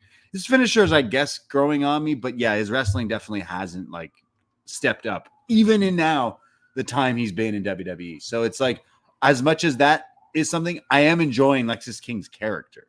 So that's his wrestling. Skis ball, like he's the easiest guy to hate here on this show, and we watch the show every week, so it does entertain me to hate him as much as he's like the slime ball. So his wrestling just hasn't really done it anymore. This kind of reminded me of watching like I kind of like Eddie Thorpe take the indigenous Native American and making it updated and current, and he was talking about I'm a DJ and like my pride and all. Whereas this this feels more Tatanka. Yeah, it feels dated, and just I'm fed up of seeing big men roar in wrestling. Why are you roaring? What were you doing? His moves were incredibly basic, and Lexis King is incredibly basic in the ring. I haven't seen anything yet. I agree about the character, that he's slimy. He gets under your skin. Like, as we'll see later, he's back on. He's great at that. But yeah, this just felt like something like a real throwback, and not in a good way for me. But it's to get Bearhill some on-screen time. He's very new, obviously, but I'd say for Lexis King, they have some plans for him in the near future, I imagine, right? Like, they seem to, yeah. Yeah. So absolutely. We'll see.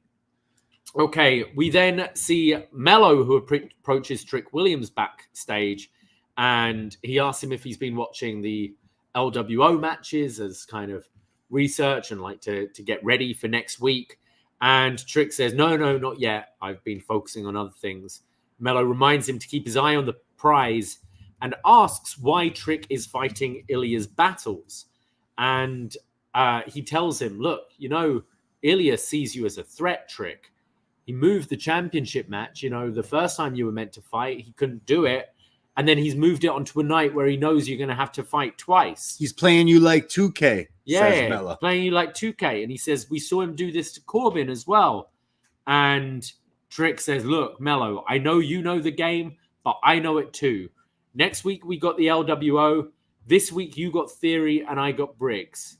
And he goes on to say, and I got to do this on my own. And Melo says, I know. You're going to do this on your own. Yeah. These two keep feuding. And I didn't necessarily, like, they give these guys a lot of time every week. Like, they have multiple segments every week on each show. But I like where it goes later tonight. And I like the 2K line. So as much as they had that hiccup where it was like, oh, they totally stuttered and waited, did something to now stretch this all the way to the pay-per-view, which makes sense. But yeah, the kind of back and forth bickering, like in real life, Melo, the Trick would be like, yo, dude, like you're lying. You're screwing me over, this and that. Like, I got a title match basically, but I love the chemistry between these two, and I am enjoying this run, and can't wait to, in a couple months, talk about how great their feud is, because I think that will be maybe even more money than them as like the team. So I do think these are two of the best talkers in WWE. I actually really like this, how at the end Melo was like, I know you're on your own. Like it felt like they were getting a bit more cohesive. Yeah, obviously we see later and not. But then in the same way they do, because he will help him. Yep, so true. Yeah, it's weird, but it's good. We go to Supernova Sessions, where we see Noam Dar and Oro Mensah. They say Jakara and Lash aren't there because of what happened earlier. They're still dealing with Fallon, or I think they call her Horse Girl, and Ren. And Dar says Robert Stone's kid and Von go to the same school and they're in the same class, and they even share the same crayons, calling Von dumb, basically, and says, okay, you can challenge me, but I am smarter and you will never touch this cup. And then introduces Lola Vice. So it seems like the match is on with Dar and Von. Yes. For next week or Vengeance Day? Maybe I don't think did they say a date? No, I'm not sure. Lola Vice comes out and Noam asks her if turn on Elektra. And Lola says she's Madrina. She saw a rising star and jumped on my jet ski and tried to ride it. She calls Elektra a leech and that she tries to use her star power to make her relevant again. So I dumped her like the baggage she is. And I don't regret a thing. And I don't regret all these people watching my every move. All the women around here are jealous. And I don't regret getting this contract on my own. And then Elektra Lopez storms to the room and she goes to the ring and says, I'm not questioning why you did it. I'm just trying to figure out who you are. Because when you were hanging with me, you were holding back the tears. I saw you retweeting any positive feedback you got and says, you say you sacrifice more than you can imagine. Bitch, I sacrifice more. She's not quite Brandy Rhodes, but yeah. Says, look, I started from nothing. I managed to get the attention of Santos. She didn't mention how she raised business by 16%. 16%. Baby. And she says, La Madrina is here, and you got here for shaking your ass on Instagram. Oh. 1 minute you want to be in a Lifetime movie, and the next you're doing pretend MMA. And next week it's going to be you and me one-on-one. But I can't wait till next week. I want to burn Vice City down to the ground now. Whew. And she spears her through the couch. Damn. This is the most fired up Elektra's sounded ever. I thought this was pretty good. I love how we've now heard a few people mention to Lola Vice, like, you only are famous for shaking your ass on Instagram. Yeah. Clearly Lola is like, yo, mention that I shake my ass. And everyone's like, excuse me. Yes. So I actually didn't mind this. I think I think Lola Vice will be a project for WWE and will be a huge star. But having Elektra Lopez in her corner, I wouldn't say was the best because Elektra hasn't like necessarily been one of the best like workers, or really hasn't done too much in NXT. She's still trying to find herself, really, especially since Santos and them left. So this is pretty good for her. And again, I think this is the most fired up she's sounded in ever here in NXT. So, I mean, the match, it could be rough, but it also could be pretty good. So I want to give it a benefit of the doubt. Yeah, I did think it was the best Elektra sounded. And I think Lola, like, has got something as well, for sure. Feels like some kind of, telenovela I'm watching with these two fiery Latinas going at it. I mean, yeah, she said that, like, oh, Lola, then you tried MMA. It's like, well, actually, she was like, fucking, like, she was in Bellator. Like, she was a fighter for real. So, but I thought some of that was great. So down the line, Lola will cash in on that title. Maybe she cashes in a Vengeance Day. Maybe. Could see that. This is announced for next week, by the way. Okay. As well as Vaughn and Noam Dar. Perfect. Tony D. Stacks and Rizzo are on X, and they're in the car, and Tony says, you want to come into my restaurant and fuck shit up? You want to fuck up me? Well, things are going to get really interesting for you. We'll see you soon. Damn. And it's going to be on the pre-show of Vengeance Day, I think they said, did they not? So, yeah, 6-person tag mixed.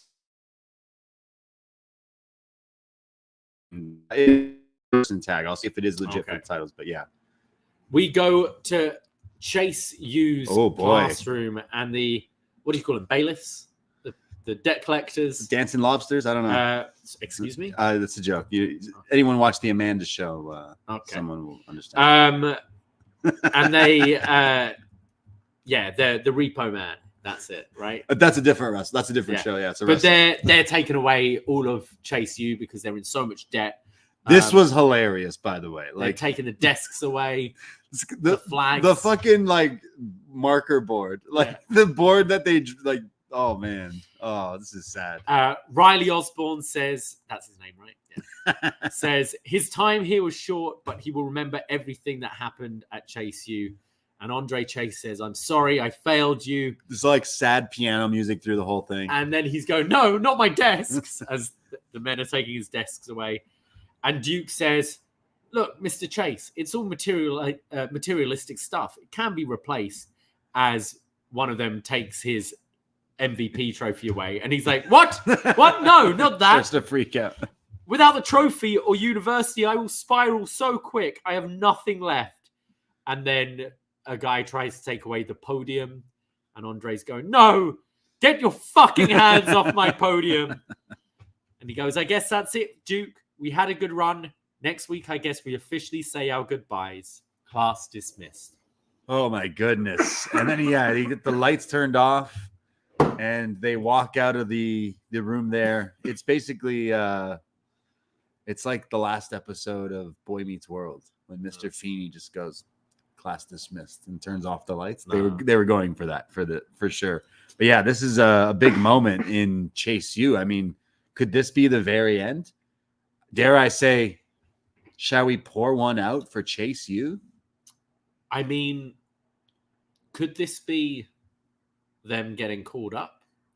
Will a call up that raw money save Chase U? Wow. I mean, that's not a bad idea. Yeah, it's not a bad idea. There is a way you can do it storyline wise that, the big $5 billion Netflix contract. Sean, HBK, the GM's like, look, guys, I've been through some money issues before. I had to work for JBL. I had to work in a kitchen. I'm going to get you main roster money. I'm going to save your university. There's a guy called R-Truth who seriously needs some education up there. So a few people need some education on the main roster. Maybe this is the end of Chase U and we bring in Jace U. Because lately, she's been teasing. There wasn't teased really on this week's episode. The pictures, she was showing people something. She talks to Thea later and she's kind of like, I'm still working on it. Yeah. So Jace U. Possibly. I'm just like, that could be something.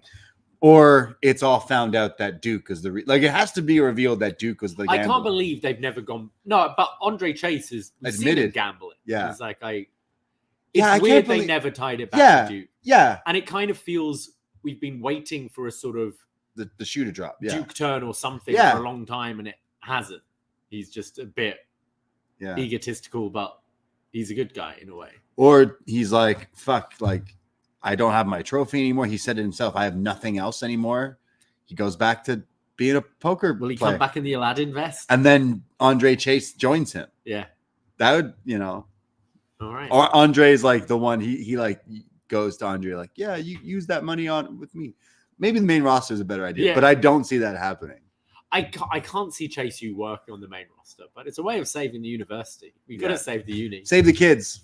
Will it be a traveling uni if they're on main roster? I love how Booker was like, come on, man. This isn't even a real, Vic's getting sad. Vic's like, oh, man. Booker's like, yeah, well, it's not real. So it's not a real university. But we go to our next match, Dragon Lee versus SCRYPTS. Yeah. And Obafemi is watching on the perch. Obafemi is also 25 years old. His mum confirmed this, right? Mrs. Femi. Obafemi's mom was like, please, I'm his mom. Someone online. That boy's not 22. People were like, yo, this guy's 22. And she replied like, nah, he's not. And he's 25. And someone's like, yeah, how do you know? Bitch, I'm his mom. in so fewer words, maybe different words. But confirming. The mystery of Obafemi is he still looks 35. Yeah, he's 40. You look 30. So SCRYPTS flips out of a move but gets drop kicked. There's a topic on Hilo from Dragon Lee. And a basement drop kick for a 2. Dragon Lee then does this cool flip to the floor. To just very go impressive. Face to face with SCRYPTS. Pretty kind of Ricochet-esque, where he almost like this. This is more of like a handspring. Handspring off the top rope. Using the apron to flip, SCRYPTS then kicks Dragon Lee off the apron and hits this crazy tope con hilo seated senton to the floor.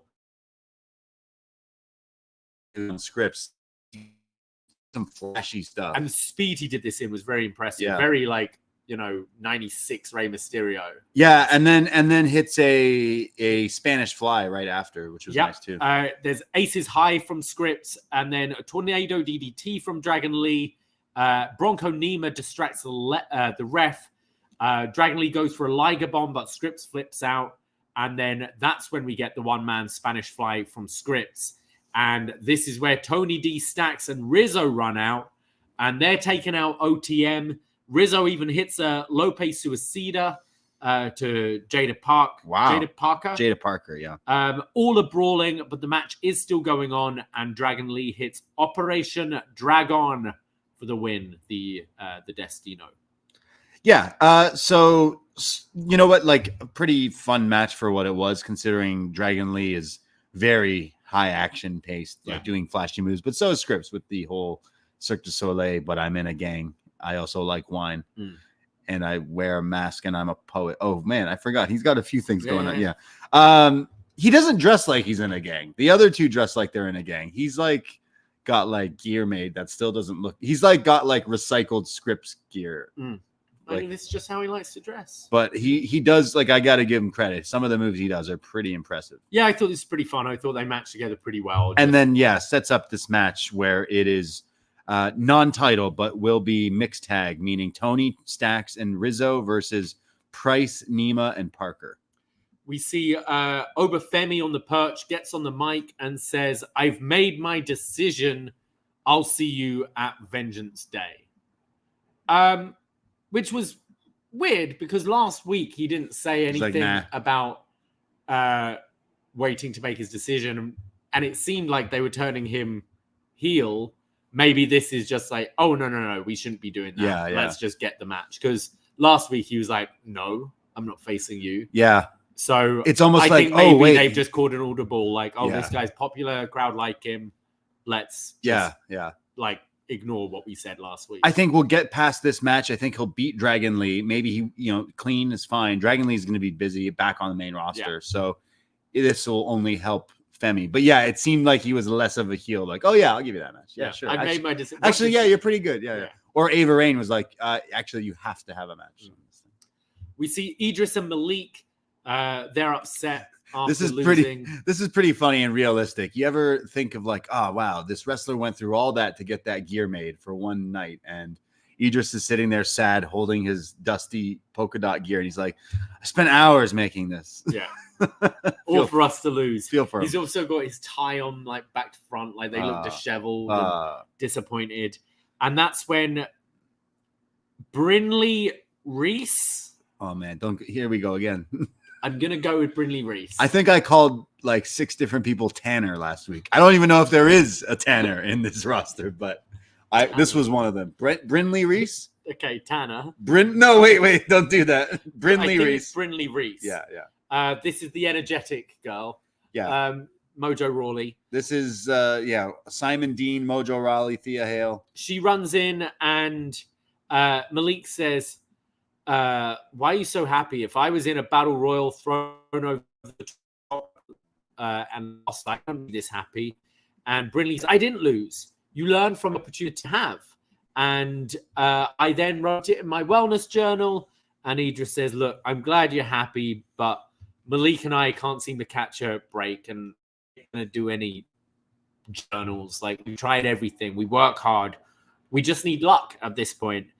And Brinley says, no, enough of that. Next week, I want you to write down 5 things you liked about the match and 5 things you didn't like about the match, and we're going to address them. And then she like chops Idris across the chest, and Idris is like, ow, that hurt.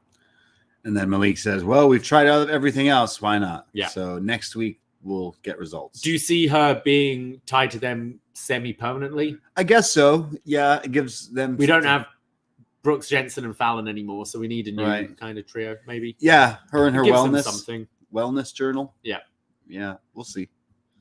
We'll see.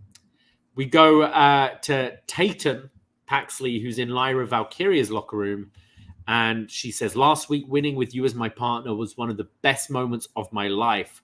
And Lyra says, oh, that's great, but this is just a one-time thing. I've heard that before. This isn't working out. Roxanne's coming after my title, and that's what I need to be focused on. And Tatum goes, don't worry. I completely understand. Lyra goes, oh, well, great. I'm glad we're on the same page. And leaves. And Tatum goes, absolutely on the same page, as she looks insane. 5-stage clinger, Tatum Paxley. Yeah. So I don't think they're on the same page. Well, I think we're going to get her challenging Lyra in the next few weeks, but after Vengeance Day. Right. Yeah. We go to Blair Davenport versus Karmen Petrovic. Blair does this crazy double stomp to like the back of the neck off the top rope. Yeah, I was worried for Karmen here. It looked like her face hit the mat, and the ref checked on her, but it looked like she was okay. Petrovic gets her big kick in the corner and this kind of back heel enziguri thing, which looked kind of nice. She's cool with the kicks for sure. She's got the karate background and definitely can tell. And then Blair finishes her off with the Kamagoye for the win. She doesn't do that move very well. It's like it's protected with different. It depends on the camera cut because she's almost like booting them, but completely not. And she's smacking the thigh. And like when it cuts to different things, I've noticed this a few times. She's not doing it like Coda with the knee to the face, which I don't know how he does that without hitting the knee to the face. Hers is like she boots you and then she slaps. But I didn't think these two gelled very well at all, to be honest. I think we've seen Petrovic be better. Obviously, she's still new. I think her like kicks and things do look good. She's got the whole martial arts background as well.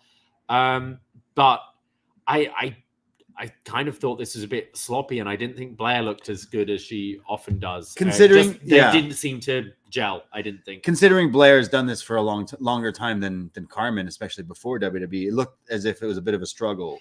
And it must be difficult with like trying to carry these green wrestlers through a match. I'll say Karmen's got a look though. I mean, anytime someone comes out looking like a Mortal Kombat character with a sword, I'm like, all right, let's see what you can do. And like does have the background. So I'm not necessarily writing her off. And she's from Toronto. We got to support our Toronto gal. Yeah. We go to Ridge Holland, who's having a late night coffee. Nice. He's got his cup on him. Is it because was beefing with Joe Coffee? Oh, maybe. It could be tea or hot chocolate. It's definitely tea. Yeah. And Ridge says, Joe says I have no friends and no one was coming to save me.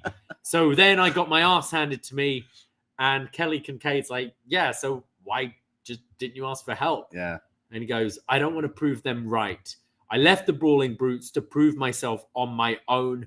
And this is just another hurdle. And so she asks, so wait, you're going to take on all of Gallus on your own? And he says, yes. that's what I'm going to do. So, yeah, next week, Ridge Holland versus Gallus. 1-on-3? I guess. All right. Right? He was tweeting about last week. Like, he did the shoulder shrug gif. Right. Like, well, you told me you didn't want to be friends. Yeah. So I'm enjoying Ridge, actually. Yeah. Yeah. I hope he gets over this Gallus thing quickly. I hope he got a little case of the Gallus right now. I hate when that happens, but he'll get through it. He's got hopefully some strong coffee. Yeah. We go to the main event. Josh Briggs versus Trick Williams. Briggs hits a nice looking big boot followed by a huge choke slam. I like his choke slam. He had it down with it as well. Yeah. Ilya on commentary, and he's kind of firing up Trick. He's telling him, go on, get on him, get back. He's kind of motivating him. Trick hits a Booker-esque sidekick followed by the flapjack. Hell yeah. And we actually notice Briggs is a little busted open here. Ate that kick probably. Briggs goes for a side slam and doesn't quite get him completely up with this one. And Ilya is getting up again and is motivating Trick. So Briggs hits him. And then Melo pulls Ilya off the apron as Ilya's going to like charge after Briggs. And then this allows Trick to roll up Briggs for the win. And after the bell goes, Briggs is pissed and just delivers his lariat to Trick. The clothesline from hell. Yeah. To Trick. And then when Trick finally gets up, he seems a little angry. But... So, yeah, Trick shoves Melo. He's like, I didn't need your help. And Melo's like, look, I was like, just they were getting involved. Like, Ilya was getting involved. The rule was if Briggs won, it would be a triple threat. They said that earlier, right? So Melo saved Trick. Yeah. Because Dragunov was about to cost Briggs the match, therefore costing Trick the match. Therefore, Briggs would have been added. Melo was like, no, I'm going to stop him. So really, he's his friend. One. Yeah. Yeah. As much as they've been like, no, Melo has been accidentally costing. They needed to do this to make it seem like he legit, because Trick is Melo mad. helping him. Yeah, Trick is mad, but watching, you're like, well, actually, wait, he saved you because you would have had to now face Briggs as well in the pay-per-view. But Trick is angry that Melo just got involved completely. He said, I told you not to come out here at all because in the past you showed like some other colors. But I like the little ripples in the story. But did you feel this is a full heel turn for Briggs, or more just like a baby face a bit pissed off and kind of in that middle sort of ground right now? But then he hit him afterwards. So yeah, I think he's like, oh, JBL told me I needed to be heel. That's what he told me. So yeah. Yeah, I'm enjoying the elevation of Briggs, like flirting with this upper of the card. I think he's good. I think he really shone in that Iron Survivor match. I don't know if heel is the way I'd go with him, but we'll see. We'll see how he does with it.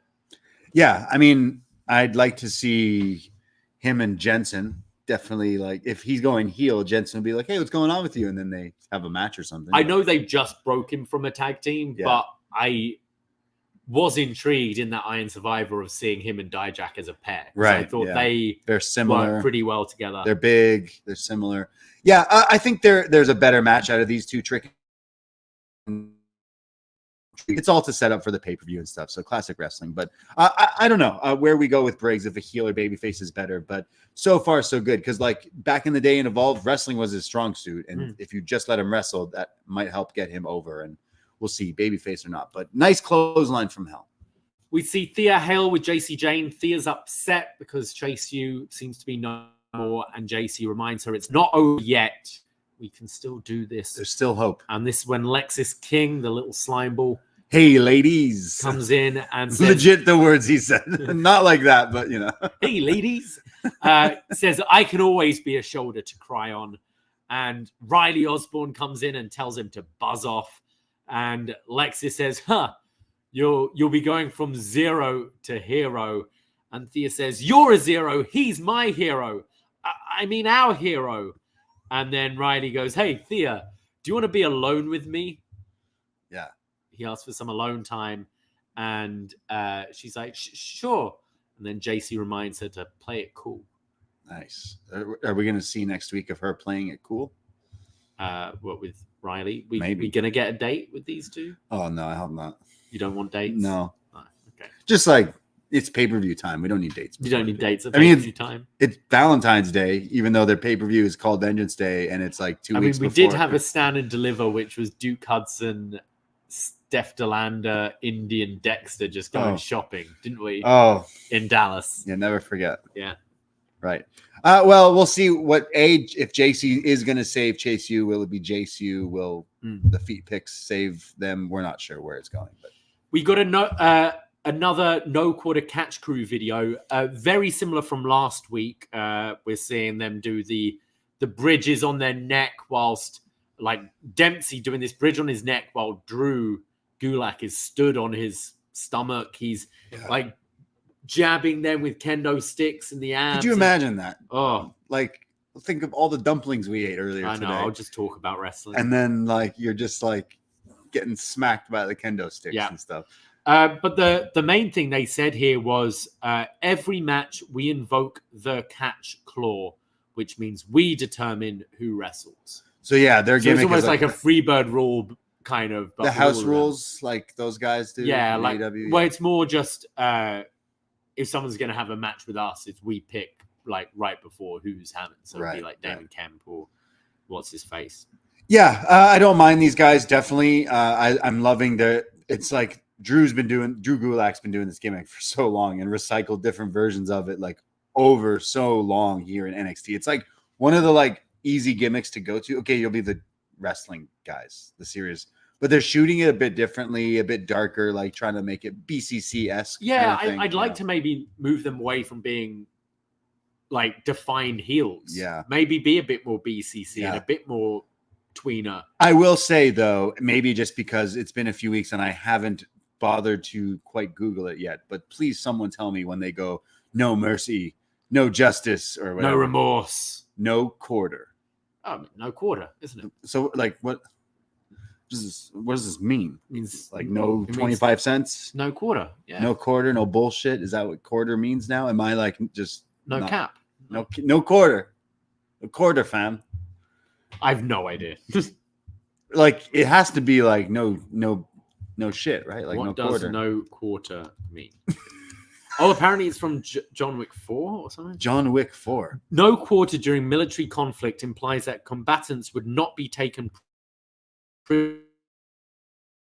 So no hostages, just death. No, we kill you. Yeah. Fuck, man. Yeah. Okay. Jeez. All right. I No quarter.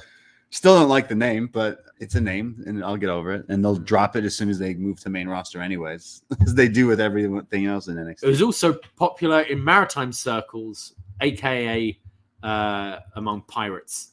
So these guys are pirates. Oh, Rin in the So chat. pirates. It meant no mercy, meaning those who surrendered or were captured would be killed. Okay. These guys don't scream pirates to me, though. If they really wanted to be pirates, you call up Paul Burchill, get him involved. Yeah. With Dempsey. That'd be pretty sick. But yeah. All right. No quarter catch crew because they're pirates. Danielson's more of a pirate, isn't he, with his eye patch? Fair. Yeah. Damn. My dad had an eye patch once. How's your dad doing? He's all right. I DM'd He's in him. Germany Yeah. right now. Oh, man. It was his birthday yesterday. Yeah, I DM'd him. The day before, actually. Yeah? Yeah. Oh, no, that. it was yesterday. It's past. We've gone long tonight. Yeah, sorry.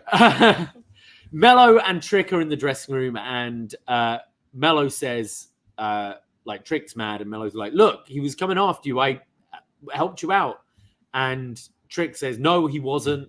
Melo's like, look, he was playing you. He played you just like Corbin. Wake up. And Melo's now getting frustrated by Trick because he's like, look, I'm trying to have your back here. Like, what's going on? Yeah, I like these two. Like I said, I kind of said it earlier, but yeah. I think the turn is coming on Vengeance Day, whether we like it or not. Whether it's Trick and Melo winning the tag tournament to fool you from the turn happening, to Trick either winning the title and Melo turning on him after, or Trick not winning the title because Melo turns on him. Like one of these iterations is happening. So either way, I think it'll work and do great for NXT. So can't wait. Ava Raine, the new general manager, is in the ring. She introduces Roxanne Perez and Lyra Valkyria. Roxanne says, let's get the respect out the way early. I feel like this is a stand and deliver main event come early. And Lyra says, I actually debuted in NXT the same day you won the title. And I've kind of was following you for a while. Rox says, yes, you had an incredible first year.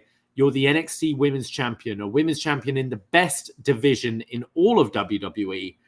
And I was exactly where you are a year ago. And everyone watched the rise, and I had to claw my way back up and chase for the title I never lost in the first place. And now I finally get my one-on-one title match. And when I win, it will mean everything I went through was worth it.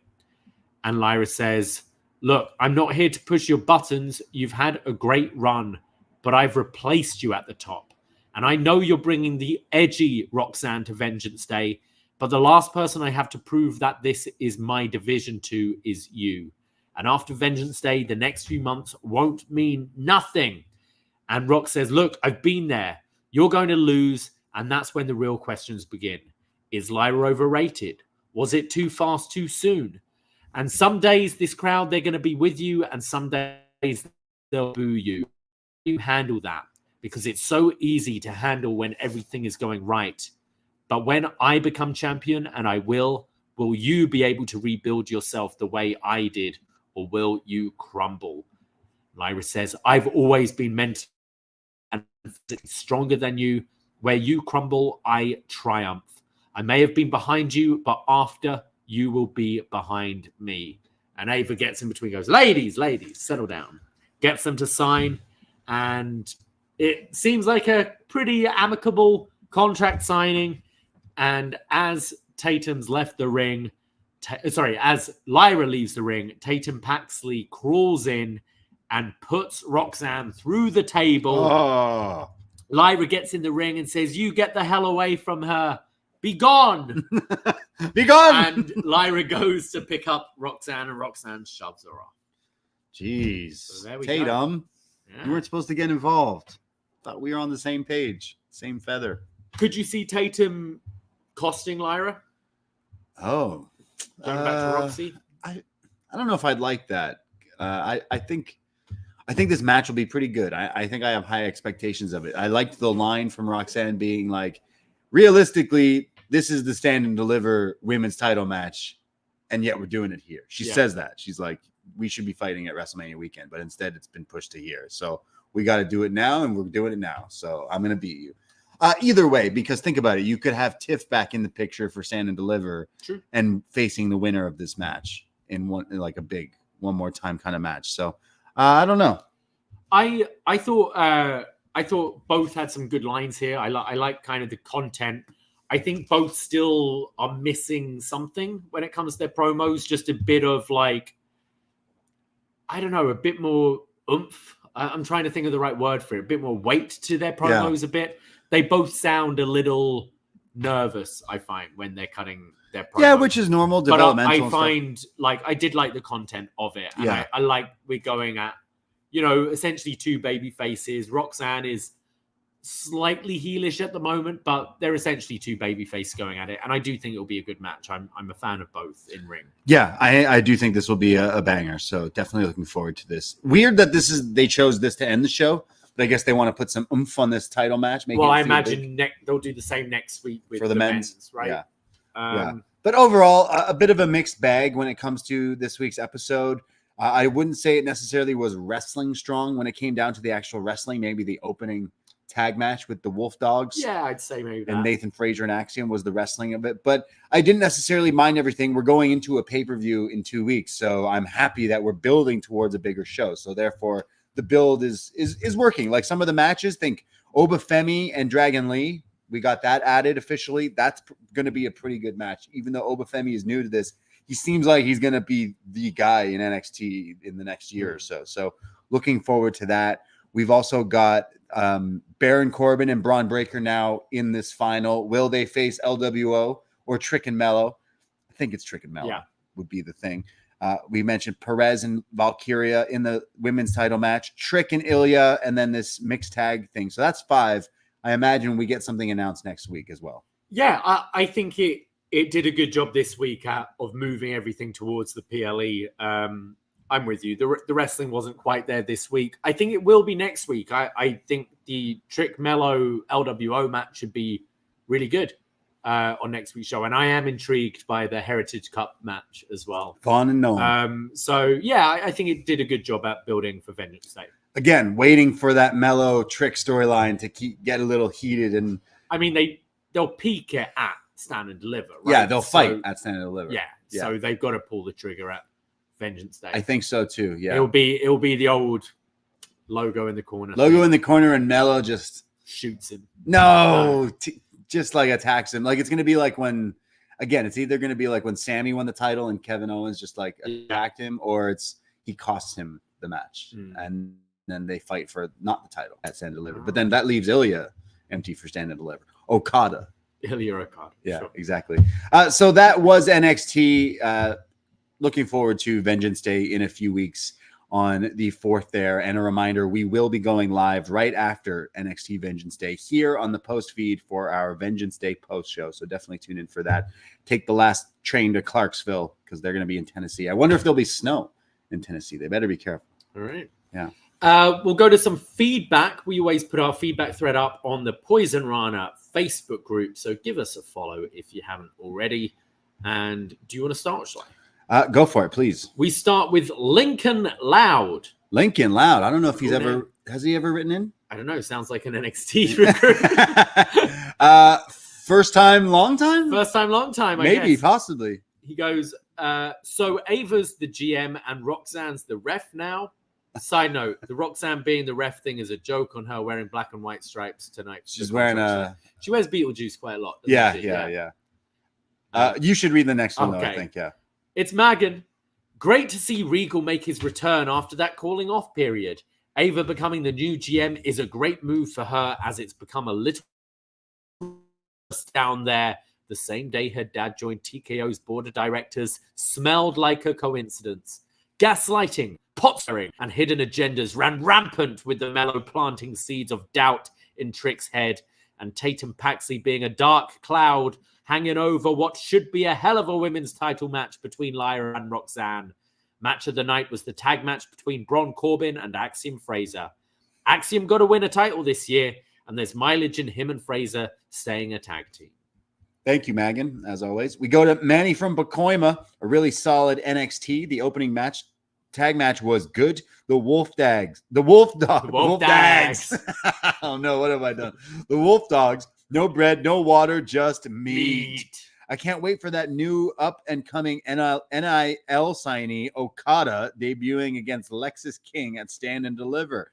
Hopefully, King will show him the ropes. I wonder if Riley is going to tell Thea he's IRL engaged to Blair Davenport, but I'm honestly thinking he's actually interested in JC and wants Thea's advice. Oh, we didn't even think of that. Yeah. And now it all makes sense. Yeah. For months, we've been asking why Lil Rock, Arkansas, Ava was randomly booking matches. We'll now know why, because The Rock, the Dwayne Johnson, let his daughter know ahead of time that he was joining the board and gave her this job. Project Rock, Under Armour, Terramana, Zoa, $7 Productions. Thank you. He's just listing everything The Rock has produced. I mean, in all seriousness, for Stand and Deliver, like if Ilya had the title, no, he's going to be champion still. Stand and Deliver? Yeah, I think. I'm just like, do you just do Okada really at Stand and Deliver? Right. Like Okada can not stay in NXT, but so put the title on Trick so that Melo and Trick and Melo for the title, and you kind of do the Sami Zayn thing where, oh, who am I going to face? But just have it as one match and both move up. But it would sell tickets and give a bigger, like, it would give it more than it maybe would have at Mania. I don't know. Yeah, that'd be crazy. It'd be a good match. Like it, right? Most people would be like, Okada's doing NXT, but it's like, no, just do one match against Dragon. You go into the arena before NXT to before Mania. We'll see. Like, great match. He could show up in the Rumble. He could show up for Mania. Who knows? But yeah, that I would like to see Dragunov Okada, and if it has to be an NXT, then so fucking be it. You know what I mean? Like, yeah, we're going. So like, yeah, like I'm looking at all the different things for Philly, and I'm like, oh my god, they start adding like some of these crazy matches at some of these indie shows. It's like, it's going to be hard picking an. Like, they announce Okada for NXT. It'd be like, what? Of course I have to go to that. It's ridiculous. What crazy matches are there? Well, Okada could do. No, I mean, going head to head with NXT. I mean, not head to head, but like that day, there's going to be a lot of. I ain't going to anything. We go WrestleMania in the evening. Yeah, but like, yeah, there are going to be a lot of days of watching a lot of wrestling that costs money and stuff. But like. Finally, we go to Andrew McDonald, who says, hide your toothbrush. William Regal is back. Am I missing something? Yeah, he sticks toothbrushes up his bum, didn't he? He stuck Jericho's toothbrush up his bum. Right. And then got Jericho to use it, right? And then Jericho pissed in his tea, right? Yeah. British people love tea. I do kind of wish Regal was in that GM role instead of Ava. I find it funny that The Rock is on the board of directors and the man he hates so much he wouldn't put him in his TV show is running NXT. Ava, though, feels pretty rough in her new role, and it seems like they're just trying to shove her anywhere. She's not the only bad actress. That girl who looks like Thea Hale was awful. I think means Brinley Reese.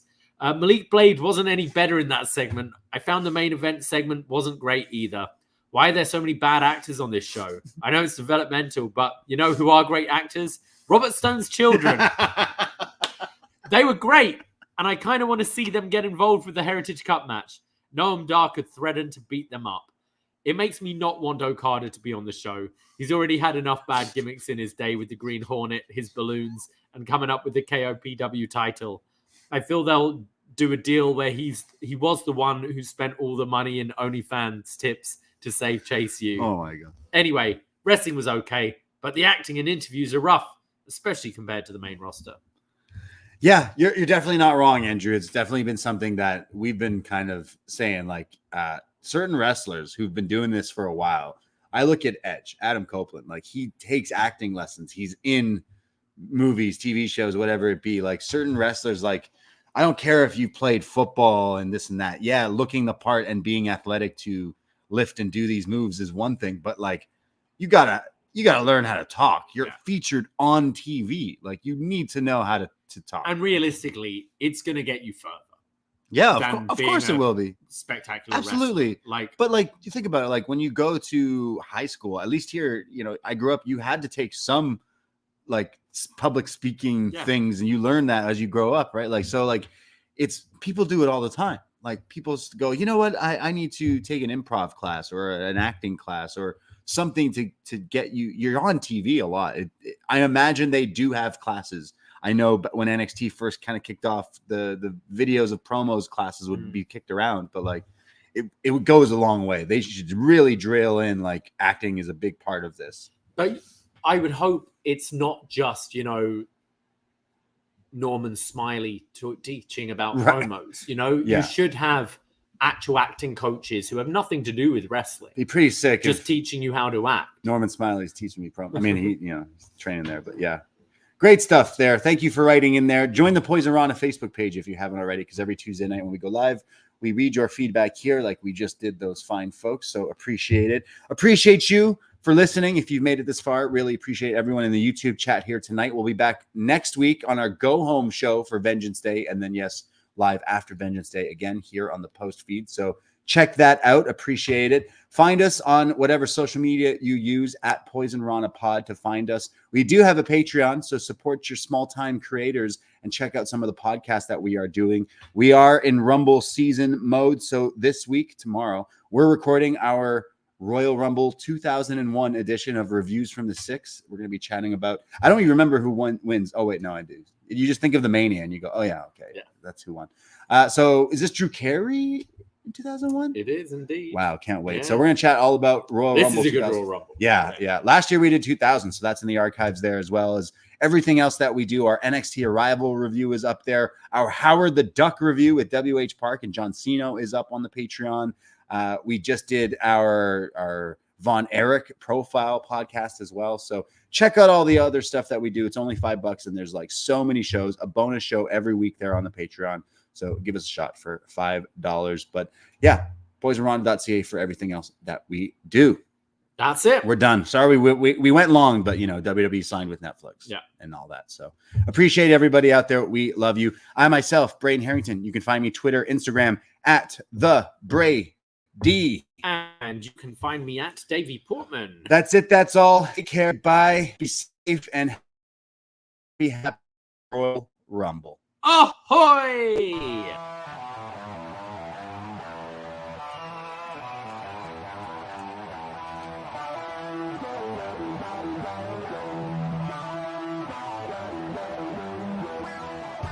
First time in a long time, but back like I never left.